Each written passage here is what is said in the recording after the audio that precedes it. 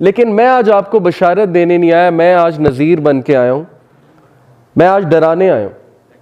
Because it's necessary, it's equally necessary कि हम वो अहादीस पढ़ें, और जब तक हमारे रोंगटे खड़े ना हों, जब तक हमारी आंखें बाहर ना आए, जब तक हम उस अहादीस की वो फीलिंग्स ना समझे जो रसूल अल्लाह सल्लल्लाहु अलैहि वसल्लम की फीलिंग्स थी बताते हुए, तो मकसद पूरा नहीं हुआ आज की टॉक का। दैट्स वाई आज मैं ऐसी अहादीस आपके सामने कोट करूंगा जो या तो आपने कभी सुनी नहीं होंगी या आपको सुन के रोंगटे जरूर खड़े होने चाहिए। So let's start. ये कॉन्सेप्ट है एक मैट्रिक्स मूवी का, अगर आप में से किसी ने देखी है तो उसमें मॉर्फियस जो है वो इसको, नियो को एक ब्लू पिल प्रेजेंट करता है, एक रेड पिल प्रेजेंट करता है। तो ब्लू पिल की फिलॉसफी क्या है? ये बड़ा एक पॉपुलर कॉन्सेप्ट है मीडिया में, नॉवेल्स में।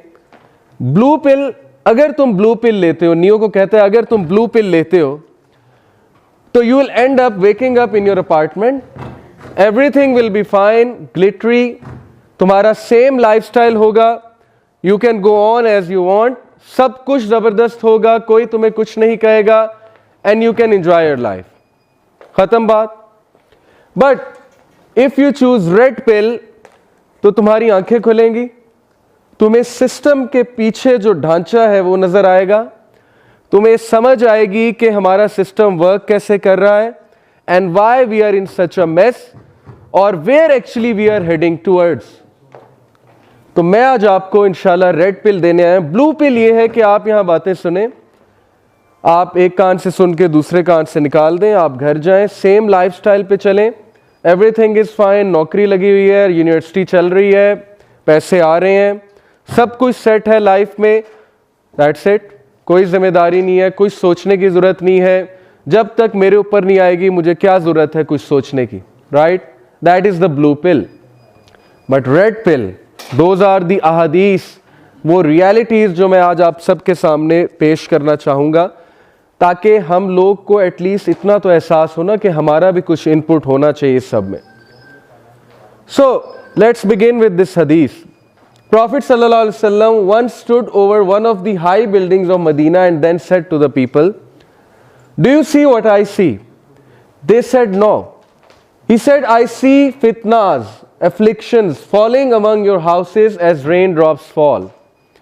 मैं तुम्हारे घरों पे फितने नाजिल होते देख रहा हूं जैसे कि बारिश के कतरे गिरते हैं, यानी इस तादाद में मैं फितने देख रहा हूं। और वो फितने क्या हैं? सोचने की बात यह है, जो रेन ड्रॉप्स की तरह हमारे घरों पर इस वक्त आ रहे हैं। You know that today we have wifi, internet, it is so accessible, so cheap. किसी दौर में 90s के लोग जो यहां पर बैठे हुए, मिलेनियल्स होते हैं जो 2000 में बॉर्न होते हैं, 90s के जो बॉर्न है, 80s के जो बॉर्न है, दे विल नो कि एक टाइम पे डेस्कटॉप पीसी होता था और उसमें इंतज़ार हम करते थे इंटरनेट की स्पीड अच्छी हो जाए, अच्छी हो जाए, और जाहिर है कि सबके सामने इस्तेमाल करना पड़ता था। अब हमारे पास 9 इंच की स्क्रीन है, 7 इंच की स्क्रीन है सेल फोन की, उस पर खुला इंटरनेट है विदाउट एनी चेक, चीप है, 75 GB 100 GB का पैकेज लगा हुआ है, फास्ट स्पीड है, 1 क्लिक पे आप कहीं भी पहुंच सकते हैं, 1 क्लिक पे आप कुछ भी देख सकते हैं। यानी वो लेवल फितनों का जो 90s में नहीं था। You can do what ever you want on 1 click. उसके फायदे तो हैं ही, लेकिन मैं यहां फायदों की बात नहीं करने आया, मैं उसका इंपैक्ट बताने आया उन फितनों का। एंड देन टुडे जो यूथ है, जिसका सबसे बड़ा मसला मैं समझता हूं वो ये है कि जरूरत से ज्यादा मजाक और शुगल, हर चीज में एंटरटेनमेंट का एस्पेक्ट ढूंढना, अब हमारा मिजाज ही ये बन चुका है। ये इटसेल्फ एक फितना है कि हमें हर चीज में मजाक चाहिए, हमें हर चीज में हंसी चाहिए, हमें हर चीज में एंटरटेनमेंट चाहिए, अदरवाइज हमारा 5 सेकंड में फोकस आउट हो जाता है।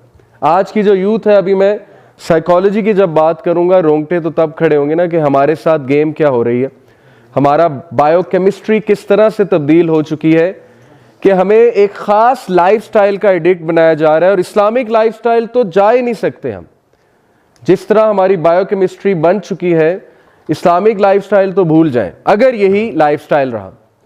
सो today we see on the world of internet what do we have? Mostly memes and obviously inappropriate images, the world of pornography. And then we have so much content against religion. जैसे कि why so religious? Okay, joker कहता था why so serious? So now we have people saying why so religious? क्या मसला क्या है तुम्हारे साथ? जवानी की उम्र में अभी तो खा ले पी ले जी ले वाली उम्र है ना. कोका कोला कहता है खा ले पी ले जी ले और स्प्राइट कहता है मन की मान. So what's wrong with you? क्या हो गया है तुम्हें? And then this world of TV series, there is no stopping Q.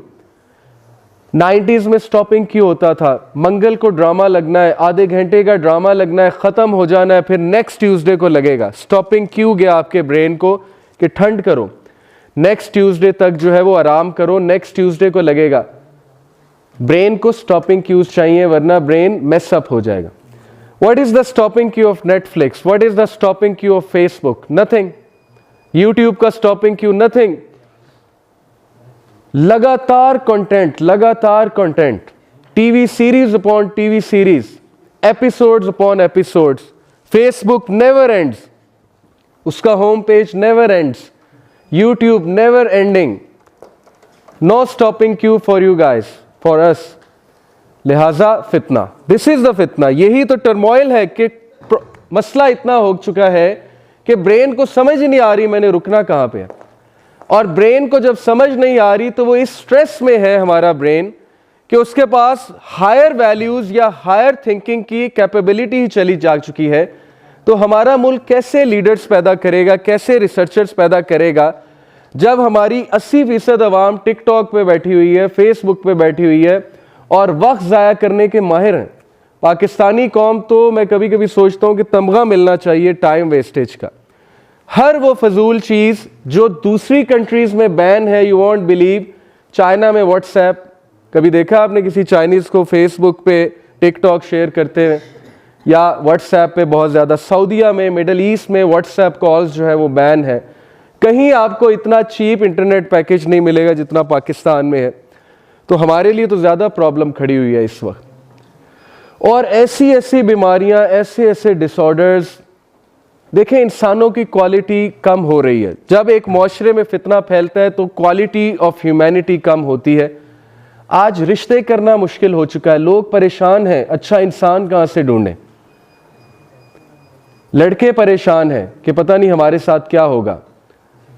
So doesn't this all point two the fact कि हमने खुद अपने आप को एक बहुत बड़े मेस में डाल दिया है. हम लोग सारी जिंदगियां गुजार देते हैं इस सेम लाइफस्टाइल पे और हम प्रेजेंट करते हैं फितना के आगे अपने आप को, घुटने टेकते हैं कि आओ मुझे मारो, हिट मी. लेकिन हम सोचते नहीं हैं कि क्या हमें इन फितना से निकलना नहीं चाहिए. और लोग डिप्रेशन में सारी जिंदगी गुजार देते हैं, उनके हाथ से चीज़ें निकल जाती हैं और at the end of the day जब लाइफ का एंड हो रहा होता है वो रिग्रेट करते हैं बहुत ज़्यादा. तो आप खुद देखें, रिश्ते नहीं हो रहे, 35 साल हो जाती है उम्र, 40 साल उम्र हो जाती है, अच्छे इंसानों की कमी हो चुकी है. और रिश्ते हो भी रहे हैं तो डिवोर्सेस कितनी इंक्रीज हो चुकी हैं हमारी सोसाइटी में. So you have to think कि हमारे साथ हो क्या रहा है. हम इररिस्पॉन्सिबल क्यों बन गए? हम क्यों जिम्मेदारियों से भाग रहे हैं? हम टाइम मैनेज क्यों नहीं कर पा रहे? हम फोकस हमारा कहाँ चला गया है? हमारा मुल्क इस वक्त क्यों नहीं रिसर्चर्स पैदा कर रहा? हमारा मुल्क क्यों इतना नीचे जा चुका है? दुश्मन जो है वो मुंह खोल के खड़ा हुआ है. यकीन करे, शेर मुंह खोल के खड़ा है और हम शेर को फेस तो कर ही रहे हैं, हम खुद अपना मुंह में डाल रहे हैं कि खा जाओ हमें. ये हमारी हालत है इस वक्त, खुद प्रेजेंट किया हुआ है हमने. So you have to understand the world we are living in is not a friendly world. Don't think it's a friendly world out there. And then obviously ये तो है ही, ये चीज़ ने तो वैसे ही इंसानों को अपना गुलाम बना लिया है. And most of us are slaves to this addiction. That is the addiction of social media, smartphones. And then obviously laptop पे सारी रात जागना, नेटफ्लिक्स पे बैठे रहना, and then you know pornography, a big fitna. So prophet सल्लल्लाहु अलैहि वसल्लम said the time is near when the best wealth of a Muslim will be sheep, which he will follow through the peaks of mountains and places of rainfall in order to save his religion from the trials. Time करीब है और time आ चुका है जब इंसान को फितनों से बचने के लिए और सही लाइफस्टाइल में जाने के लिए माउंटेन्स की तरफ रुख करना पड़ेगा, ऑर्गेनिक लाइफ की तरफ वापस आना पड़ेगा, इनऑर्गेनिक से हट के। यही सोल्यूशन है। जितना सिविलाइजेशन से हम दूर होंगे हम फितनों से बचेंगे। लेकिन जाहिर है कि फिर क्वेश्चन ये रेज होता है कि क्या मतलब, फिर हम पढ़ाई ना करें, फिर हम इंटरनेट ना यूज़ करें, तो उस तरफ हम आएंगे इंशाल्लाह। लेकिन मेरा आपको ये हदीस दिखाने का मकसद ये है कि इमेजिन जब रसूल अल्लाह कह रहे हैं, दुनिया के सच्चे तरीन इंसान ये कह रहे हैं कि तुम्हें फितनों से बचने के लिए पहाड़ों की तरफ जाना पड़ेगा, तो we have to take it very seriously. असल में मैं इंपैक्ट डालना चाहता हूं आप पे इस हदीस के थ्रू। Then Prophet ﷺ, look at the prophecy. In Sahih Isnad that Huzaifa bin al-Yaman Raziyallahu ta'ala anhu said, soon evil will pour down on you from the sky until it reaches Al-Fayafi. It was said, what is Al-Fayafi, O Abu Abdullah? He said, the wilderness. And according to scholars, this points to satellite and satellite televisions, satellite channels. अल-फयाफी से मुराद है wilderness. ऐसे ऐसे इलाकों में फितना पहुंच जाएगा कि तुम सोच भी नहीं सकते। और आज देखें इंटरनेट की रीच हर तरफ है, सैटेलाइट चैनल्स की रीच हर तरफ है। So this is one of the prophecy of science of the art कि जब तुम देखो कि विल्डरनेस में, गाँव में, विलेजेस में, दूर दराज के इलाकों में फितना तुम्हें नजर आने लगे, then wait for the day. That is signs of one of the science of the art. ये हदीस अगर आज आपने पिक कर ली तो मैं समझता हूं कि सारे लेक्चर का आपको क्रक समझ आ गया कि आप सोचें कि प्रॉफिट सल्लल्लाहु अलैहि वसल्लम, और बाय द वे हैदर ने शुरू में आपको एक नाम लिया, हज़रत हुज़ैफ़ा रज़ियल्लाहु ताला अन्हु, जो कि बहुत क्यूरियस होते थे, हमेशा क्वेश्चंस करते थे प्रॉफिट सल्लल्लाहु अलैहि वसल्लम से कि मुझे बताएं फितना क्या है, फितने से कैसे बचना है, वगैरह वगैरह। So he said this to him, he said तुअरज़ुल फितनु अलल क़ुलूबि कल हसीरी ऊदन ऊदा। अब इसकी ट्रांसलेशन मैं आपके सामने पढ़ता हूं, गौर से सुनिएगा, इसको एब्जॉर्ब कीजिएगा, इस पे सोचिएगा। सून फितनास will be presented upon the hearts of man कल हसीर ऊदन ऊदा, like a reed mat woven stick by stick, like a reed mat woven stick by stick. Reed mat दीवारों पे लगाया जाता है, एलईडी की shape. Okay, this actually is referring to LED to me और प्रोजेक्टर, कि दीवार पे रीड मैट की तरह फितना तुम्हें प्रेजेंट किए जाएंगे, वोवन स्टिक बाय स्टिक, यानी पिक्सल बाय पिक्सल। पिक्चर आपको पता है पिक्सल बाय पिक्सल बनती है, और लंबी फिर बात है कि क्या होगा।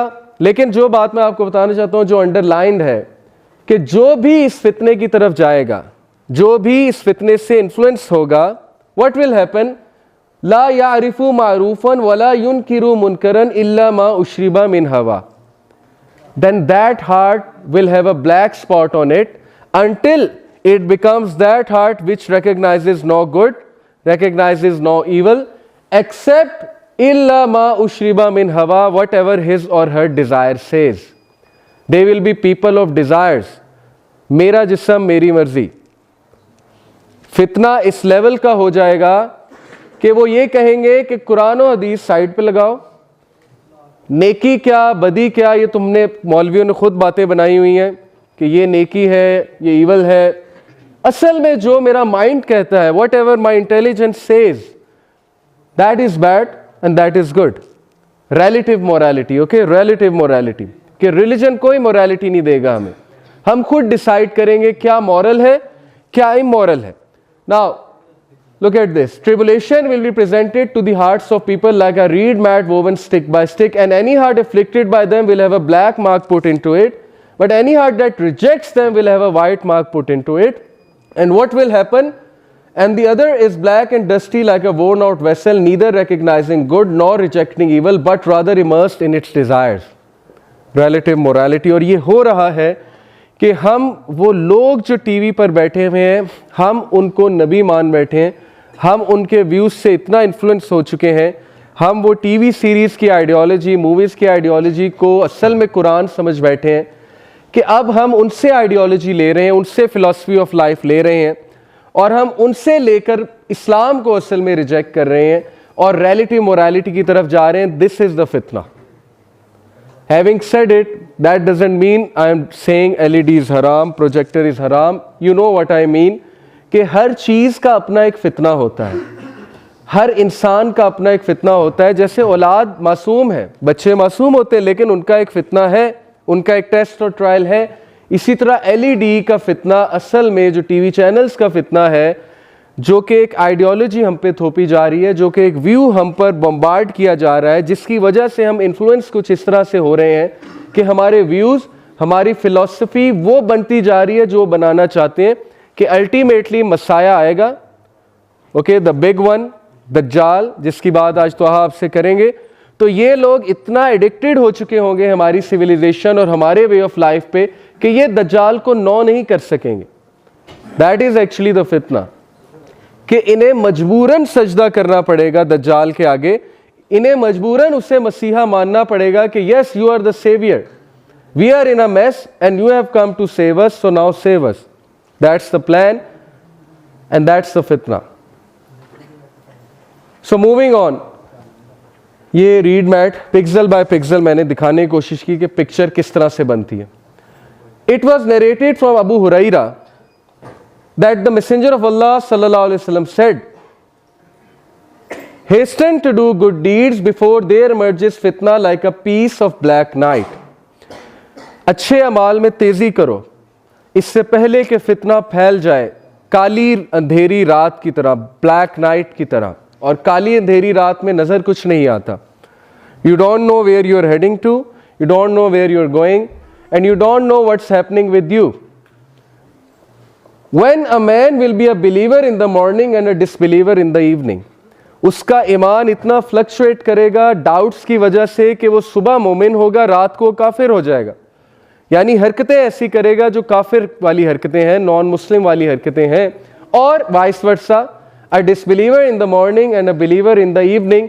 बताने का मकसद ये है कि ईमान की फ्लक्चुएशन इस लेवल की होगी उस दौर में कि इंसान को कुछ समझ ही नहीं आएगा, और सुबह तक तो पक्का मोमिन था, रात को उसको डाउट्स आ रहे होंगे बहुत ज़्यादा। यानी that is the fluctuation of ईमान because of the mess he और she will be in, and he will sell his religion for worldly gain. और वो अपने दीन को दुनियावी फ़ायदे के लिए बेच देगा, छोटे से फ़ायदे के लिए दीन को बेच देगा।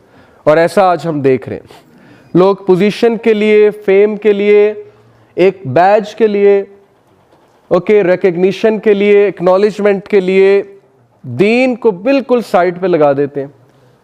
यू वॉन्ट बिलीव कि मैं तो चूँकि 7 साल से ओ लेवल्स ए लेवल्स के साथ इंटरेक्ट कर रहा हूँ, पढ़ाता हूँ, यू वॉन्ट बिलीव कि बच्चे एक सिंपल बैज के लिए, रिकग्निशन के लिए, एक सर्टिफिकेट के लिए अपना दीन ईमान सब कुछ बेच देते हैं, सब कुछ भूल जाते हैं, सारी रूटीन डिस्टर्ब कर लेते हैं, 2-2 रातें जागते हैं। किस लिए? कॉन्सर्ट कराना है। और रिकग्निशन क्या है? रिकग्निशन सिर्फ एक सर्टिफिकेट आपको मिलेगा, जी आपने कॉन्सर्ट कराया था, और उसके लिए सब कुछ कुर्बान है। जो एनर्जीज असल में सही साइड पे लगनी चाहिए थी, वो सारी की सारी एनर्जीज वो अपोजिट साइड पे लग रही हैं, और एंड में मिलता कुछ भी नहीं है। मैं आपको पहले ही बता दूं, जिल्लत ही मिलती है, क्योंकि हमने भी ये काम करके देखे हैं। एंड में रिकग्निशन ज़ीरो है। वो लोग जो मटीरियलिस्टिक रीजंस के लिए आपके साथ अटैच्ड हैं, they are not good friends. तो एंड में मिलता कुछ भी नहीं है ह्यूमिलिएशन के सिवा। So they will sell their religion for a little worldly gain, that is the फितना। Moving on, Abu Hurairah radhiyallahu anhu reported, Allah's Messenger sallallahu alaihi wasallam said, by him in whose hand is my life, the world would not come to an end until a person would pass by a grave, would roll over it and express the desire that he should be in the place of the occupant of that grave, not because of religious reasons but because of this calamity. एक time पे बंदा कब्रिस्तान से गुजरेगा और कहेगा, हाय काश इसकी जगह कब्र में मैं होता। यानी he or she will wish for death. और इब्ने मसूद रज़ियल्लाहु अन्हु इस पे कमेंट करते हैं, there will come a time when if one of you found death for sale, he would purchase it. एक टाइम आने वाला है कि तुम्हें अगर डेथ सेल में मिल रही होगी, तुम परचेज कर लोगे कि आई शुड बाय इट। और ये टाइम आ चुका है। सबसे ज़्यादा डिप्रेशन नंबर 1 जापान, इस लेवल की डिप्रेशन है वहाँ पे, पार्लियामेंट में डिबेट्स हो रही हैं, just search it out on Google. हम जापान की इकोनॉमी की मिसालें देते हैं, ठीक है देनी चाहिए, उस कौम ने मेहनत की है लेकिन एक साइड पे मेहनत की है, बट उनकी यूथ, उनके चिल्ड्रन सबसे ज़्यादा डिप्रेस्ड है। And then Chinese, look at the Chinese, China में एक ब्रिज है जहाँ पे बारियाँ लगती हैं खुदकुशी करने की, पीपल आर परचेजिंग डेथ कि आई वॉन्ट टू डाई, अब मेरी बारी है। And then in Pakistan we see university students कितने स्ट्रेस में है, कितने प्रॉब्लम्स में है, किस किस तरह के डिसऑर्डर्स आ चुके हैं जो आपने कभी सुने भी नहीं होंगे 10 साल पहले। Obsessive compulsive disorder, bipolar mania disorder, okay, anxiety disorders, phobic disorders, किस किस तरह के डिसऑर्डर्स हैं। और बच्चों में 13-14 साल के बच्चे में, you won't believe it, this is the world we have created, कि हर बंदा मेंटल डिसऑर्डर का शिकार हो जाए। And this is actually what इब्लीस सेड टू अल्लाह। मज़े की बात है कि अगर हम सोचें इब्लीस ने क्या कहा था अल्लाह को, इब्लीस ने कहा था कि मैं इनमें से एक को भी नहीं छोड़ूंगा, और जब तक इन लोग को या तो बर्बाद नहीं कर दूं या इनको अपने साथ नहीं ले जाऊंगा तो मैं पीछे नहीं हटने वाला।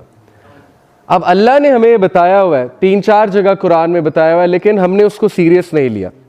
हम समझते हैं सब अच्छा है, all is good, all is well, as long as मैं प्रॉब्लम में नहीं हूं, ऑल इज वेल, सब कुछ ठीक जा रहा है। जब तक मेरी लाइफ चिल में है, the world is in chill. And then Prophet ﷺ said, ahead of the hour, people will greet with salutation only those whom they know, and there will be widespread trade to the extent that a woman will help her husband in trading. इसका यह मतलब नहीं है कि औरतें business नहीं कर सकती, ये सिर्फ एक साइन है। It is one of the science of the art. जैसे ऊंची इमारतें बनाना वन ऑफ द साइंस है, बट दैट डजंट मीन ऊंची इमारतें बनाना हराम है। It is just one of the science that you will see that a wife will participate with her husband in trading, and there will be severing of ties of kinship. और तुम देखोगे कि किस तरह लोग रिश्तेदारियां तोड़ेंगे, किस तरह लोग जो है वो एक दूसरे को खिलाफ करेंगे अपने रिश्तेदारों के। और ये हो रहा है हमारे मुआशरे में, जिस लेवल पे हो रहा है, इट्स नॉट अ कोइंसिडेंस कि आपका चाचा और आपकी फुप्पी जो है वो नेगेटिव होते हैं और आपकी खाला और आपके मामू जो है वो बड़े अच्छे होते हैं। ये कोइंसिडेंस नहीं है, ओके, माजरत के साथ। और सेम मेल साइड पे भी ऐसे होता है कि कभी कभी खालाओं को और मामुओं को विलन बनाया जाता है और चाचाओं को और फुप्पों को जो है वो बड़ा ज़बरदस्त बनाया जाता है। ये हमारा मुआशरा है, this is how it is. और बाकायदा रिश्तेदारियाँ तोड़ी जाती हैं। और मैं आपको अपने एक्सपीरियंस से बता रहा हूँ कि एंग्जाइटी की बहुत बड़ी वजह वो savouring the ties of kinship है। बहुत से लोग शिकायत करते हैं मुझे एंग्जाइटी होती है, मुझे डिप्रेशन होती है, लेकिन वो ये नहीं देखते कि असल में वो कर क्या रहे हैं। जब आप रिश्तेदारियां तोड़ेंगे, जब आप लोगों से बुरा सलूक करेंगे, जब आप लोगों के साथ ज्यादतियां करेंगे, तो क्यों नहीं एंग्जाइटी आएगी, क्यों नहीं डिप्रेशन आएगी। तो मेरी तो सिंपल सी फिलॉसफी है कि yes it could be a mental disorder which is to be treated psychologically, but हम अपनी लाइफ्स को भी ज़रा ऑब्जर्व करें कि कहीं हम रिश्तेदारियां तो नहीं तोड़ रहे, कहीं हम बहुत नेगेटिव तो नहीं हो गए किसी के बारे में। प्रॉफिट सल्लल्लाहु अलैहि वसल्लम ने कहा कि जो शख्स रिश्तेदारियां तोड़ता है जन्नत की खुशबू भी नहीं सूंघेगा। बहुत स्वीयर वार्निंग है हदीस में। तो टूटी हुई रिश्तेदारियों को जोड़ना ये इस्लाम में से है। Anyway, one of the sign is severing the ties of kinship, false testimony, झूठी गवाही। और इस लेवल की झूठी गवाही गवर्नमेंट्स झूठी गवाहियां देंगी, मैसिव लेवल पे झूठी गवाहियां इस वक्त चल रही हैं, हमें तो कुछ पता ही नहीं। इराक वॉर किस बेसिस पे थी? फॉल्स टेस्टिमनी पे। कितने लोगों ने, उनके ऑफिसर्स ने गवाही दी कि weapons of mass destruction Iraq में पड़े हुए हैं, चलो अब हमला करें। और हमला करके 10 लाख लोगों को उन्होंने मार दिया, जिनमें पता नहीं कितने बच्चे थे। और आज they said sorry, we were wrong. Tony Blair said sorry, George W Bush said sorry, and that's it. मुसलमान मारा गया, सो व्हाट, मुसलमान का खून तो मैटर ही नहीं करता। सो इस लेवल पे झूठी गवाहियां, पार्लियामेंट में झूठी गवाहियां, इंटरनेशनल कोर्ट ऑफ जस्टिस में झूठी गवाहियां, गवर्नमेंट लेवल पे झूठी गवाहियाँ, उन झूठी गवाहियों की बेसिस पे वॉर प्लान करना, वॉर करके लोगों को बदनाम करना, लोगों को मारना। This is the world we are living in, so we are living in end of times, क्योंकि साइंस ऑफ द आर ये हैं कि इस लेवल पे झूठी गवाहियाँ दी जाएंगी। And concealment of true testimony, सच्चाई को छुपाना, सच्ची गवाही को छुपाना। And wide spread literacy, yes wide spread literacy, यानी कि people will be literate, people will be educated, people will be well informed. This points to internet, क्योंकि हर एक के पास आज इंटरनेट है, इंटरनेट पे गूगल से, यूट्यूब से वो कुछ भी सीख सकता है। So that's why literacy is spreading at a vast rate, क्योंकि यूट्यूब पे आपको सब कुछ मिल जाएगा। And that is, we can take it in a positive way, but it is one of the signs of the hour that there will be widespread literacy. Among the signs of the hour is that wealth and trade will become abundant. So you know today is the age of entrepreneurship. Entrepreneurs उठ रहे हैं, wealth abundant हो रही है। किसी दौर में इस तरह बात नहीं होती थी कि दुनिया का अमीर तरीन इंसान कौन है, टॉप 10 रिचेस्ट पीपल कौन है। आज बच्चे को पता है। मैंने एक जगह लेक्चर दिया स्कूल में, मैंने उससे पूछा, क्लास से पूछा कि टॉप 5 रिचेस्ट पीपल कौन है। छोटे से बच्चे ने, क्लास 4 के बच्चे ने मुझे सबके नाम बताए, और सिर्फ नाम नहीं बताए, उसने दौलत भी गिनाई। उसने कहा जेफ बॉसन उसकी ये वर्थ है, बिल गेट्स की ये वर्थ है। उसी बच्चे से मैंने पूछा टॉप 5 सहाबा के नाम बता दो, तो उसको 2 के अलावा नाम नहीं आए। Okay, this is the world we are living in, because world इस तरह से डिजाइन हो चुका है ना कि पैसा ही असल में हर चीज बन चुकी है। तो हम सबको पैसों वालों का तो पता है, लेकिन हम सबको उस शख्स का नहीं पता जिसने बहुत सी कुर्बानियां दी दीन के लिए, जो कि हमारे सहाबा थे। इंशाल्लाह उस पर भी मैं बात आपसे करूंगा। But anyway, wealth and trade will become abundant, ignorance will prevail, a man will try to conduct a transaction but will say no, not until I obtain permission from the merchant of such and such tribe, and you will look among a great tribe for someone who can write and not find anyone. ये इतनी ज़बरदस्त prophecy है हमारे नबी सल्लल्लाहु अलैहि वसल्लम की। एक तो ये बिटकॉइन की तरफ रेफर कर रही है, इस पर आप थोड़ा सा सोचिएगा कि ट्रांजैक्शन लिखने वाला नहीं मिलेगा। ओके, ट्रांजैक्शन लिखने वाला नहीं मिलेगा। This points to the fact कि डाटा साइंसेस का वर्ल्ड है आज, हर चीज़ शिफ्ट होती जा रही है कंप्यूटर की तरफ, स्मार्टफोन्स की तरफ। अब राइटिंग जो है वो ख़त्म होती जा रही है, हर चीज़ दर्ज है, फाइल सिस्टम ख़त्म होता जा रहा है। पहले बड़े बड़े लॉकर्स होते थे ऑफिसेज में, वहाँ फाइल्स पड़ी होती थी। अब आहिस्ता आहिस्ता हर चीज़ छोटी सी टैबलेट में आ रही है। 1 टेराबाइट हार्ड डिस्क है, उसमें मैसिव डाटा पड़ा हुआ है। So yes, people will search for someone who can right but they will not find anyone. And what about this? Wall street monopoly है उन लोगों की कि छोटे मर्चेंट्स तब तक चीज़ नहीं बेच सकते, तब तक प्राइस नहीं बढ़ा सकते जब तक बड़े मर्चेंट्स यस ना कर दें। हर चीज़ कंट्रोल हो रही है। ओग्रा पेट्रोलियम की प्राइसेस को कंट्रोल कर रहा है, और सब कुछ वो डायरेक्ट करते हैं हमें। हर चीज़ उन्होंने अपने हाथ में ली हुई है कि जब तक हमारी तरफ से यस नहीं आएगा, आप चीज़ों की प्राइस नहीं बढ़ा सकते। दैट इज़ द फितना। सो दिस हदीस, one of the scholar, he said, they may be understood as meaning that prominent businessmen who may have capital or are agents appointed to import or export certain products may have control over the market and will control prices, so that the smaller businessmen will not be able to dispose of their goods except with their permission. तो ये उनकी एक राय है, लेकिन अगर आप इसको थोड़े से बड़े पर्सपेक्टिव में सोचेंगे, आप भी उस जगह पहुंच जाएंगे। ये मैं I leave it to you that how you have to think about it. This is what I want कि आप लोग खुद अहादीस की बुक की तरफ जाएं, सही अल बुखारी की किताबुल फितन निकालें, मिशकात की किताबुल फितन निकालें, पढ़ें अहादीस को, और फिर सोचें कि इन अहादीस को किस तरह आज रिलेट किया जा सकता है। मिसाल, और स्कॉलर्स की मदद लेके, मिसाल के तौर पे आर्टिफिशियल इंटेलिजेंस जिस लेवल पे पहुंच चुकी है, इस पर ज़रा सर्च आउट करें कि क्या होने क्या वाला है इंसानियत के साथ। Machines are going to rule the world.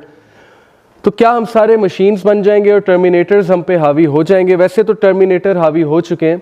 Smartphone को मैं टर्मिनेटर ही समझता हूँ, who have actually terminated our humanity and who are actually converting us to machines as well. Okay, zombies, insensitive people who have a very myopic vision, छोटा सा vision है उनकी, बस यही सोच है कि खा ले पी ले जी ले, और किसी का उन्होंने नहीं सोचना। और यू कैन टेस्ट इट। आप ये बच्चों से पूछ लें, OA लेवल्स के बच्चों से, कि बेटा तुम्हारी अम्मी या अब्बू कौन सी मेडिसिन खाते हैं। अगर खाते हैं, उनमें से शायद चंद एक को पता, क्योंकि ना कभी खिलाई है ना कभी ला के दी है। क्योंकि विजन यही है ना कि बस माँ नौकरानी है, बाप ATM की मशीन है। असल में तो यही हो रहा है, और ये भी क़यामत के साइंस हैं। अभी आगे आ रहा है कि जब स्लेव गर्ल अपने आका को, when the slave woman will give birth to her master, then wait for the hour. क्या मतलब है कि औरत जो है वो नौकरानी होगी और वो अपने आका को जन्म देगी। और ये हम आज देख रहे हैं कि औलाद ने अपने माँ बाप को सिर्फ और सिर्फ यही समझ लिया है कि ये पैसे देने की मशीन है, और ये जो माँ है ये बस मेरी खिदमत करने की मशीन है। That's the vision. अभी आगे आ रहा है। ओके, दिस हदीस इज सो आई ओपनिंग। मुअत्ता इमाम मालिक की सही हदीस है, आप लोग दंग रह जाएंगे। और this is enough to prove, these हदीस are actually enough to prove कि रसूलुल्लाह सल्लल्लाहु अलैहि वसल्लम सच्चे नबी थे। और ये हम कोट करनी चाहिए हमें, कि हमें बताएं कि ये पेशन गोइयाँ उन्होंने कैसे कर दी, उन्हें कौन बता रहा था कि ये होने वाला है। इट्स अ लॉन्ग हदीस, इसका मैं कॉन्टेक्स्ट आपको बता देता हूँ। नबी सल्लल्लाहु अलैहि वसल्लम ने कहा कि क़यामत नहीं इस्टेब्लिश होगी जब तक कि मेरी उम्मत के कुछ लोग शराब को किसी दूसरे नाम से नहीं पुकारेंगे। यानी कि शराब पिएंगे लेकिन वो तावील करेंगे कि नहीं नहीं नहीं, एक्चुअली शराब नहीं है, ये कुछ और है। और आज ऐसा हो रहा है। But this is the striking thing, व युज़रबु अला रूसिहिमुल माज़िफ। What does it mean? And on their heads will be musical instruments. तुम लोग को देखोगे कि उन्होंने अपने सरों पे म्यूजिकल इंस्ट्रूमेंट्स लगाए होंगे। And today we see this, okay, headphones, और ये बड़ा ट्रेंड बन चुका है। अगेन आप हेडफोन्स पे तिलावत भी सुन सकते हैं, बट प्रॉफिट सल्लल्लाहु अलैहि वसल्लम ने जब ये बात बताई तो it actually is referring to the fact कि जब ये चीज़ बहुत आम हो जाएगी तो फिर it is one of the science of the art. Musical instrument उठाए होंगे लोगों ने अपने सरों पे। And it could mean another thing कि लोग स्पीकर उठा उठा के सुना करेंगे। And yes, it can definitely mean this. So one of the science of art. Next we have Abu Sa'id al-Khudri narrated that the Messenger of Allah sallallahu alaihi wasallam said, "By the one in whose hand is my soul, the hour will not be established until predators speak to people, and until the tip of a man's whip and the straps on his sandal shoes speak to him." ये बड़ी interesting बात है। And I believe if you research a bit about artificial intelligence कि इस वक्त वो कहाँ जा रही है। So speaking shoe can mean a lot of things। एक तो literal भी है, literal भी है। नाइकी का speaking shoe है जो कि आपसे बाकायदा बात करता है। आप हेडफोन्स लगाते हैं, हेडफोन्स में it actually talks to you, it tells you आपने इतने कदम ले लिए। ये तो पुरानी इन्वेंशन है, 2006 की इन्वेंशन है। Talking shoe can mean another thing। Talking shoe से मुराद है, देखें शू क्या कराता है हमें, शू हमें ट्रैवल कराता है। When I am walking with shoe, so shoe could be something that makes us travel. Now it could be car as well, because उस दौर में कार्स नहीं थी। And today in cars we have GPS system, we have Google Earth, and Google Earth is actually talking to us कि इधर turn लो, अब इस road पे टर्न करो। Okay, so yes, it could be that as well. And predators will speak to people. Predators actually means wild animals. They will speak to people. Yes, animated movies में they are speaking to us. Today we see animated movies है जिनमें जानवर भी बात कर रहे हैं। ये तो एक इंटरप्रिटेशन है। ये जो इंटरप्रिटेशंस हम कर रहे हैं ये ज़रूरी नहीं यही हो। Okay, I am just giving you a perspective, giving you a view. Predators would speak to people, could be literal, that yes, one day you may see a dog talking to you. You may see a technology कि आपसे वो बात करे। And it also means something else. Predator एक 2000s में एक word आया। You know, sexual predators, those who hunt for the children online, these predators who hunt for victims, ये predators हैं, online predators इन्हें कहते हैं। They will speak to people, they will become common, they will hunt for people, okay, amongst the people। इसका ये मतलब भी हो सकता है कि predators will speak to people, and his thigh informs him of what occurred with his family after he left. उसकी thigh उसे बताएगी, और सेल फोन हम थाई में रखते हैं, उसकी थाई उसे बताएगी कि आपकी फैमिली के क्या हाल अहवाल है when you left the home. And it could also mean that most of the people they place laptops on their thighs, so yes, it could mean that as well. So his thigh will tell him what happened with his family when he left. Can you believe it कि रसूलुल्लाह सल्लल्लाहु अलैहि वसल्लम ने किस level पे किस तरह की प्रोफेसीज हमें दी, हमने कभी गौर ही नहीं किया कि साइंस ऑफ द आवर ये हैं। और today we are witnessing all such things. जहाँ तक इसकी बात है, the tip of a man's whip will speak to him. Tip of a man's whip से मुराद कुछ स्कॉलर्स ने टेलीफोन्स लिए, 90s के जो टेलीफोन्स होते थे, it was like a whip. वो जो वायर थी वो विप की तरह थी, हंटर की तरह थी, और उसके टिप पे जो है वो माइक्रोफोन था और हेडफोन था, तो it use to speak to him. So it could be that, और it could be something related to artificial intelligence. ये आप लोग खुद सर्च करें, but my point of telling you is के we are heading towards that age जब रसूलुल्लाह सल्लल्लाहु अलैहि वसल्लम ने कहा कि time will be very near, and we are actually on that in that phase. Sorry. When my nation does 15 practices, calamity befalls it. It was asked, and what are they, या रसूलुल्लाह सल्लल्लाहु अलैहि वसल्लम? जब मेरी उम्मत 15 चीज़ें प्रैक्टिस करेगी तो फिर उन पे क्लैमिटी आएगी, उन पे फितना आएगा, उन पे प्रॉब्लम्स आएंगी। वो बहुत लंबी लिस्ट है, लेकिन मैंने जो रेलेवेंट लिस्ट है वो निकाली है। इसमें ज़कात ना देना है, इसमें झूठी गवाही ना देना है, वो मैं आपको पहले बता चुका हूँ।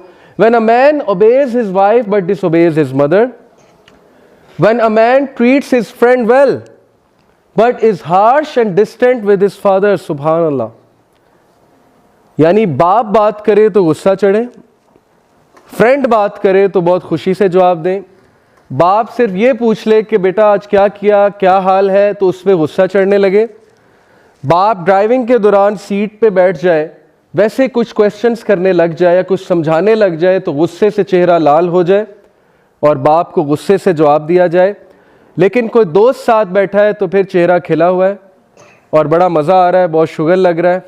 सो we are seeing all these things today. और याद रखें कि ये बात बार बार मैं कहता हूँ कि एक फॉर्मूला है लाइफ का, और ये मैंने खुद विटनेस किया है कि the quickest way to destroy yourself is to start misbehaving with your mother. जिस औलाद ने माँ से बदतमीजी शुरू कर दी, then he or she should count her days or his days. फिर वो बस days को काउंट करे कि कब तबाही आती है मेरे ऊपर। और ये लाइफ का एक फॉर्मूला है। And same goes for father as well, कि जब फादर की बातों पे गुस्सा चढ़ने लगे और हम उनको टाइम भी ना दें, देखें ना कितना गैप है, कल्चरल गैप है। उनको स्मार्टफोन यूज़ नहीं करना आता, उनको विंडो इंस्टॉल नहीं करनी आती, उनको लैपटॉप यूज़ नहीं करना आता, तो हम दोस्त की विंडो इंस्टॉल करने तो रात को 2 बजे भी पहुंच जाएं, लेकिन वालिद मोहतरम अगर वैसे ही कह दें कि बेटा ज़रा मुझे भी कुछ सिखा दो, तो हमें गुस्सा चढ़ने लगे और वो हमारे गुस्से को फील करें और सोचें कि उनका कितना दिल दुखता होगा कि ये क्यों मुझसे ऐसे बात करता है, मैंने आखिर इसको कह क्या दिया है, मैंने आखिर इससे क्या इसका बिगाड़ क्या दिया है। So that is one of the science of the hour that a man will treat his friend well but is harsh and distant with his father. When female singers will be used, one of the science of the hour, इस पर कोई मुझे बताने की ज़रूरत नहीं है, आप देख लें, हॉलीवुड में देख लें, बॉलीवुड में देख लें, यहाँ पर देख लें। When musical instruments become wide spread, musical instruments बहुत वाइड स्प्रेड हो जाएंगे, यहाँ तक कि खबरनामे में भी म्यूजिकल इंस्ट्रूमेंट्स यूज़ होंगे। आज हम बच ही नहीं सकते, खबरनामे में म्यूजिकल इंस्ट्रूमेंट्स हैं, डॉक्यूमेंट्री में म्यूजिकल इंस्ट्रूमेंट्स हैं, ड्रामे में म्यूजिकल इंस्ट्रूमेंट्स हैं, एक सिंपल सी सर्मनी करनी हो उसमें म्यूजिकल इंस्ट्रूमेंट्स हैं, तब तक वो सर्मनी कहलाने के लायक ही नहीं जब तक उसमें कोई फीमेल सिंगर ना आ जाए, मेल सिंगर ना आ जाए, कोई गाना ना गा दे, कोई म्यूजिकल इंस्ट्रूमेंट्स ना यूज़ हो जाए। So that is one of the signs of the hour, and this also means that concerts will be widespread. Musical instruments will be widespread से क्या मुराद है? Concerts होंगे बहुत बड़े बड़े, massive level के concerts होंगे, 8-8 लाख की आवाम जाएगी उन concerts को सुनने के लिए। उनके टिकट $500 से तो टिकट स्टार्ट होता है कॉन्सर्ट का, आम से कॉन्सर्ट का टिकट $500 से स्टार्ट हो रहा है, लेकिन आवाम देगी। अभी आप देख लें आप आतिफ असलम का कॉन्सर्ट करा दें, किसी और का करा दें, लोग 3000 भी टिकट होगा निकाल लेंगे, कहीं से भी निकाल लेंगे, वो कहाँ से आएंगे ये छोड़ें, लेकिन बस आ जाएंगे. So that is the priority and that is one of the signs of the hour. There will come a time when a man will be given the choice. इस हदीस को बहुत गौर से समझिएगा, ये हदीस हमारा एंटीडोट है. सब लोग जहाँ पर बैठे हुए हैं ये उनका एंटीडोट है आज के दौर में. अगर आपने दीन प्रैक्टिस करना है, so this is the way. There will come a time when a man will be given the choice between being labeled incompetent and committing immorality. Whoever lives until that time should choose incompetence over immorality. एक time आएगा कि तुम्हें immoral होना और incompetent होना, इसमें choice दी जाएगी. क्या मतलब है?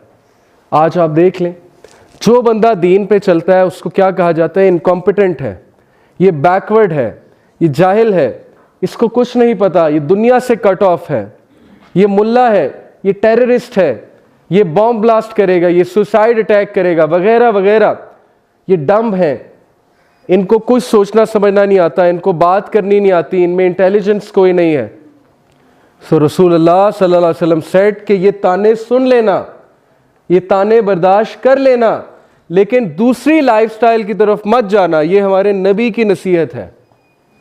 और आज ऐसा होता है, when we go to universities, हमें वहां ताने सुनने पड़ते हैं. जो सिस्टर्स हिजाब शुरू करती हैं उनको ताना सुनना पड़ता है, फैमिली का अलग से, उस्ताद का अलग से, तरह तरह की नज़रों से देखा जाता है, उसे जज किया जाता है. और जो लड़का दाढ़ी रखने की कोशिश करे, नमाजें पढ़ने की कोशिश करे, मोरालिटी की बात करने की कोशिश करे अपनी क्लासरूम में, दाढ़ी तो अलग लेवल है ना, वो तो लेवल ही बहुत हाई है, सिंपल मोरालिटी की बात करने की कोशिश करे कि यार ये चीज़ गलत है, देन सी कि उसके साथ क्या होगा, उसके दोस्त उसका क्या हशर करेंगे, उसको किस किस तरह के अलकाबात से जो है बुलाएंगे. सो द एडवाइस ऑफ रसूलुल्लाह सल्लल्लाहु अलैहि वसल्लम, जो कि सबसे ज़्यादा सिंसेयर तरीन इंसान थे हमारे साथ, उनकी एडवाइस ये है कि choose being called competent, incompetent, but do not choose the way of immorality. बर्दाश्त कर लेना और अल्लाह तुम्हें उसका बड़ा अजर देगा बर्दाश्त करने का. और मैं ये बताता चलूँ उन लोगों को जो ताने सुनते हैं, ताने बर्दाश्त करते हैं, कि आप लोग के लिए खुशखबरी है, ग्लैड टाइडिंग है आप लोग के लिए. अकॉर्डिंग टू द हदीस ऑफ वर्का बिन नौफल, जब प्रॉफिट सल्लल्लाहु अलैहि वसल्लम उनके पास आए, उन्हें बताया कि मेरे पे एंजल आया है, तो उन्होंने कहा कि ए मेरे, ओ माय नेफ्यू, काश मैं उस टाइम जिंदा हूं जब तेरी कौम तुझे धुतकारेगी, तुझे यहां से निकालेगी, तो मैं तुझे सपोर्ट करूंगा, काश मैं उस टाइम जिंदा हूं. तो क्या खुशखबरी है वर्का बिन नौफल की हदीस में हम सब के लिए, आपके लिए, जिनको ताने पड़ते हैं, जिनको तरह तरह के अलकाबात से बुलाया जाता है, जो डिफ़िकल्टी फेस कर रहे हैं इस्लाम पे चलते हुए, उनके लिए खुशखबरी ये है कि जिस तरह नबियों को दुख दिया गया उसी तरह तुम्हें भी दुख दिया जाएगा. क्योंकि नबी अल्लाह के सबसे पसंदीदा बंदे थे, हक की बात करते थे, सच की लड़ाई लड़ते थे, और उन्हें दुख दिया गया, उन्हें तंग किया गया, उन्हें ताने दिए गए और फैमिली वालों की तरफ से दिए गए. तो तुम तो नबियों की सफ में हो, क्योंकि तुम भी सेम ट्रीटमेंट बियर कर रहे हो. तो ये तुम्हारे लिए खुशखबरी है, असल में तुम्हारे लिए बशारत है कि तुम्हें भी दुख दिया जा रहा है. और किस लिए दिया जा रहा है? क्योंकि तुमने कहा ला इलाहा इल्लल्लाह, कि मैं अगर सर झुकाऊंगा तो अल्लाह के आगे झुकाऊंगा, अगर मैं मानूंगा तो अल्लाह की मानूंगा. सो that is a good tidying for all of you.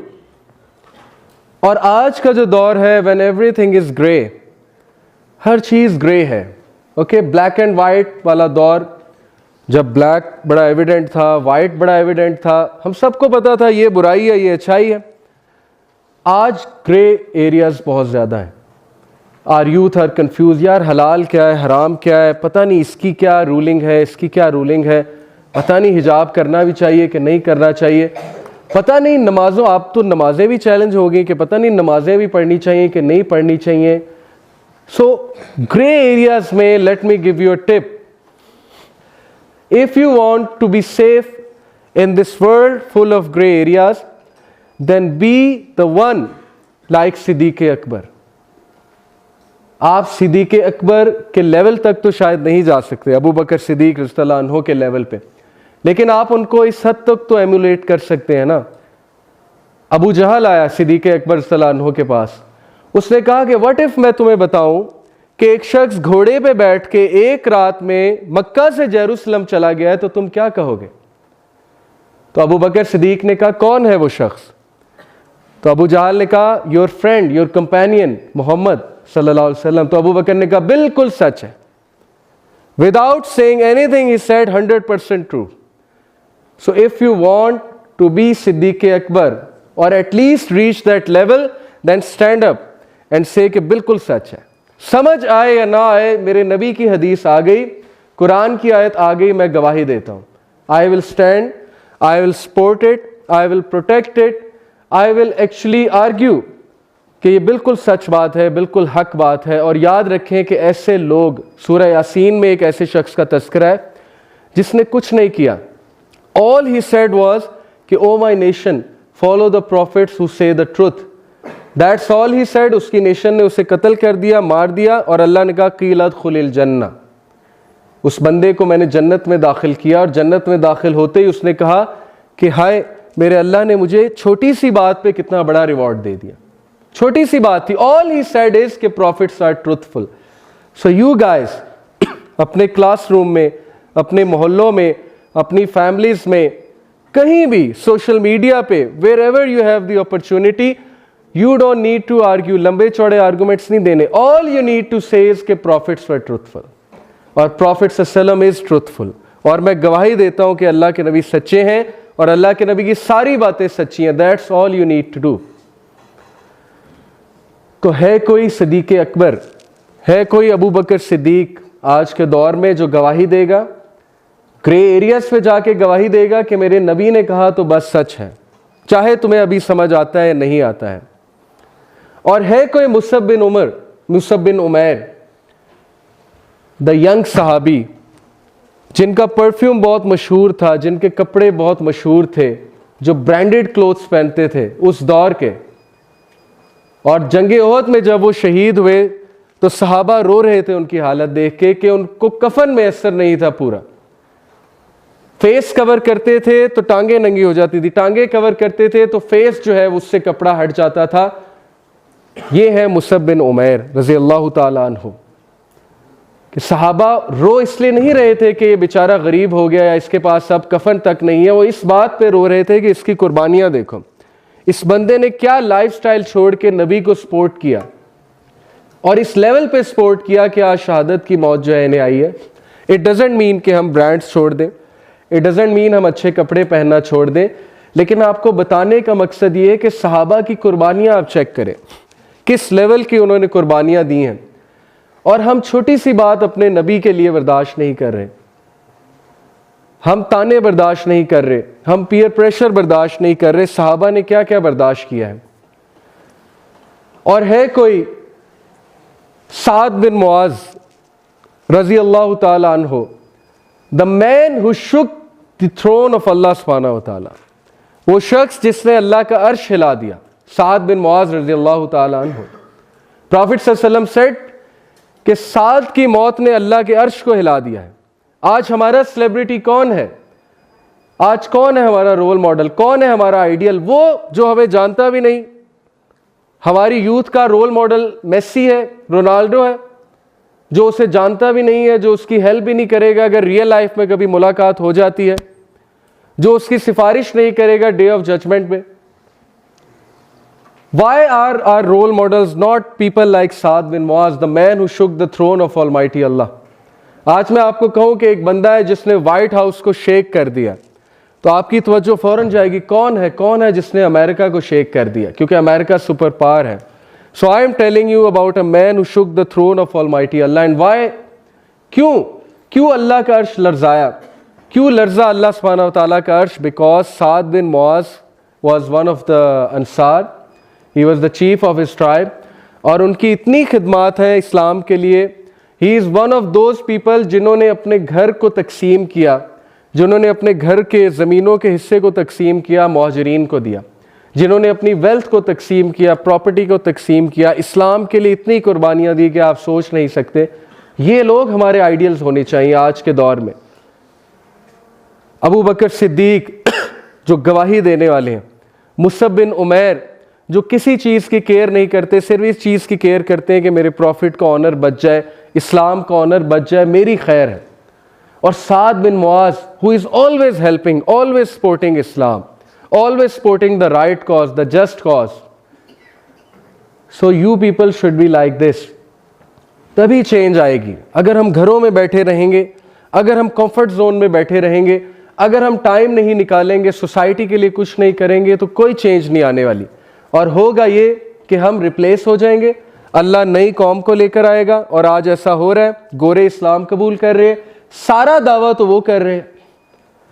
आप टॉप दाइस के नाम ले लें, सब रिवर्ट्स हैं, आप देख लें लिस्ट जाकर, सब रिवर्ट्स हैं जो एक्चुअली पहले क्रिश्चियन थे या ज्यू थे या एथियस्ट थे, दे गॉट कन्वर्टेड, और आज अल्लाह उनसे काम ले रहा है। और हम जो है यहाँ पर बैठे हुए हैं और हम ये सोच भी नहीं रहे कि हमारी भी कोई जिम्मेदारी है, हमने भी कोई रोल अपना निभाना है। चलो बड़े लेवल पे नहीं कर सकते, एटलीस्ट फैमिली लेवल पे तो कर सकते हैं ना, एटलीस्ट अपनी फैमिलीज को तो कुछ बता सकते हैं ना, एटलीस्ट अपने को सोसाइटी में कुछ कर सकते हैं। So remember this advice of रसूलुल्लाह सल्लल्लाहु अलैहि वसल्लम कि you have to choose incompetency over choosing immorality. ताने बर्दाश्त कर लें, ये टाइम भी गुजर ही जाएगा, और अगर इस्लाम के लिए इतना भी नहीं किया तो फिर क्या किया। So don't worry and don't come in any sort of stress, क्योंकि ये सारी ट्रीटमेंट सहाबा के साथ और सच्चे लोगों के साथ होती रही है।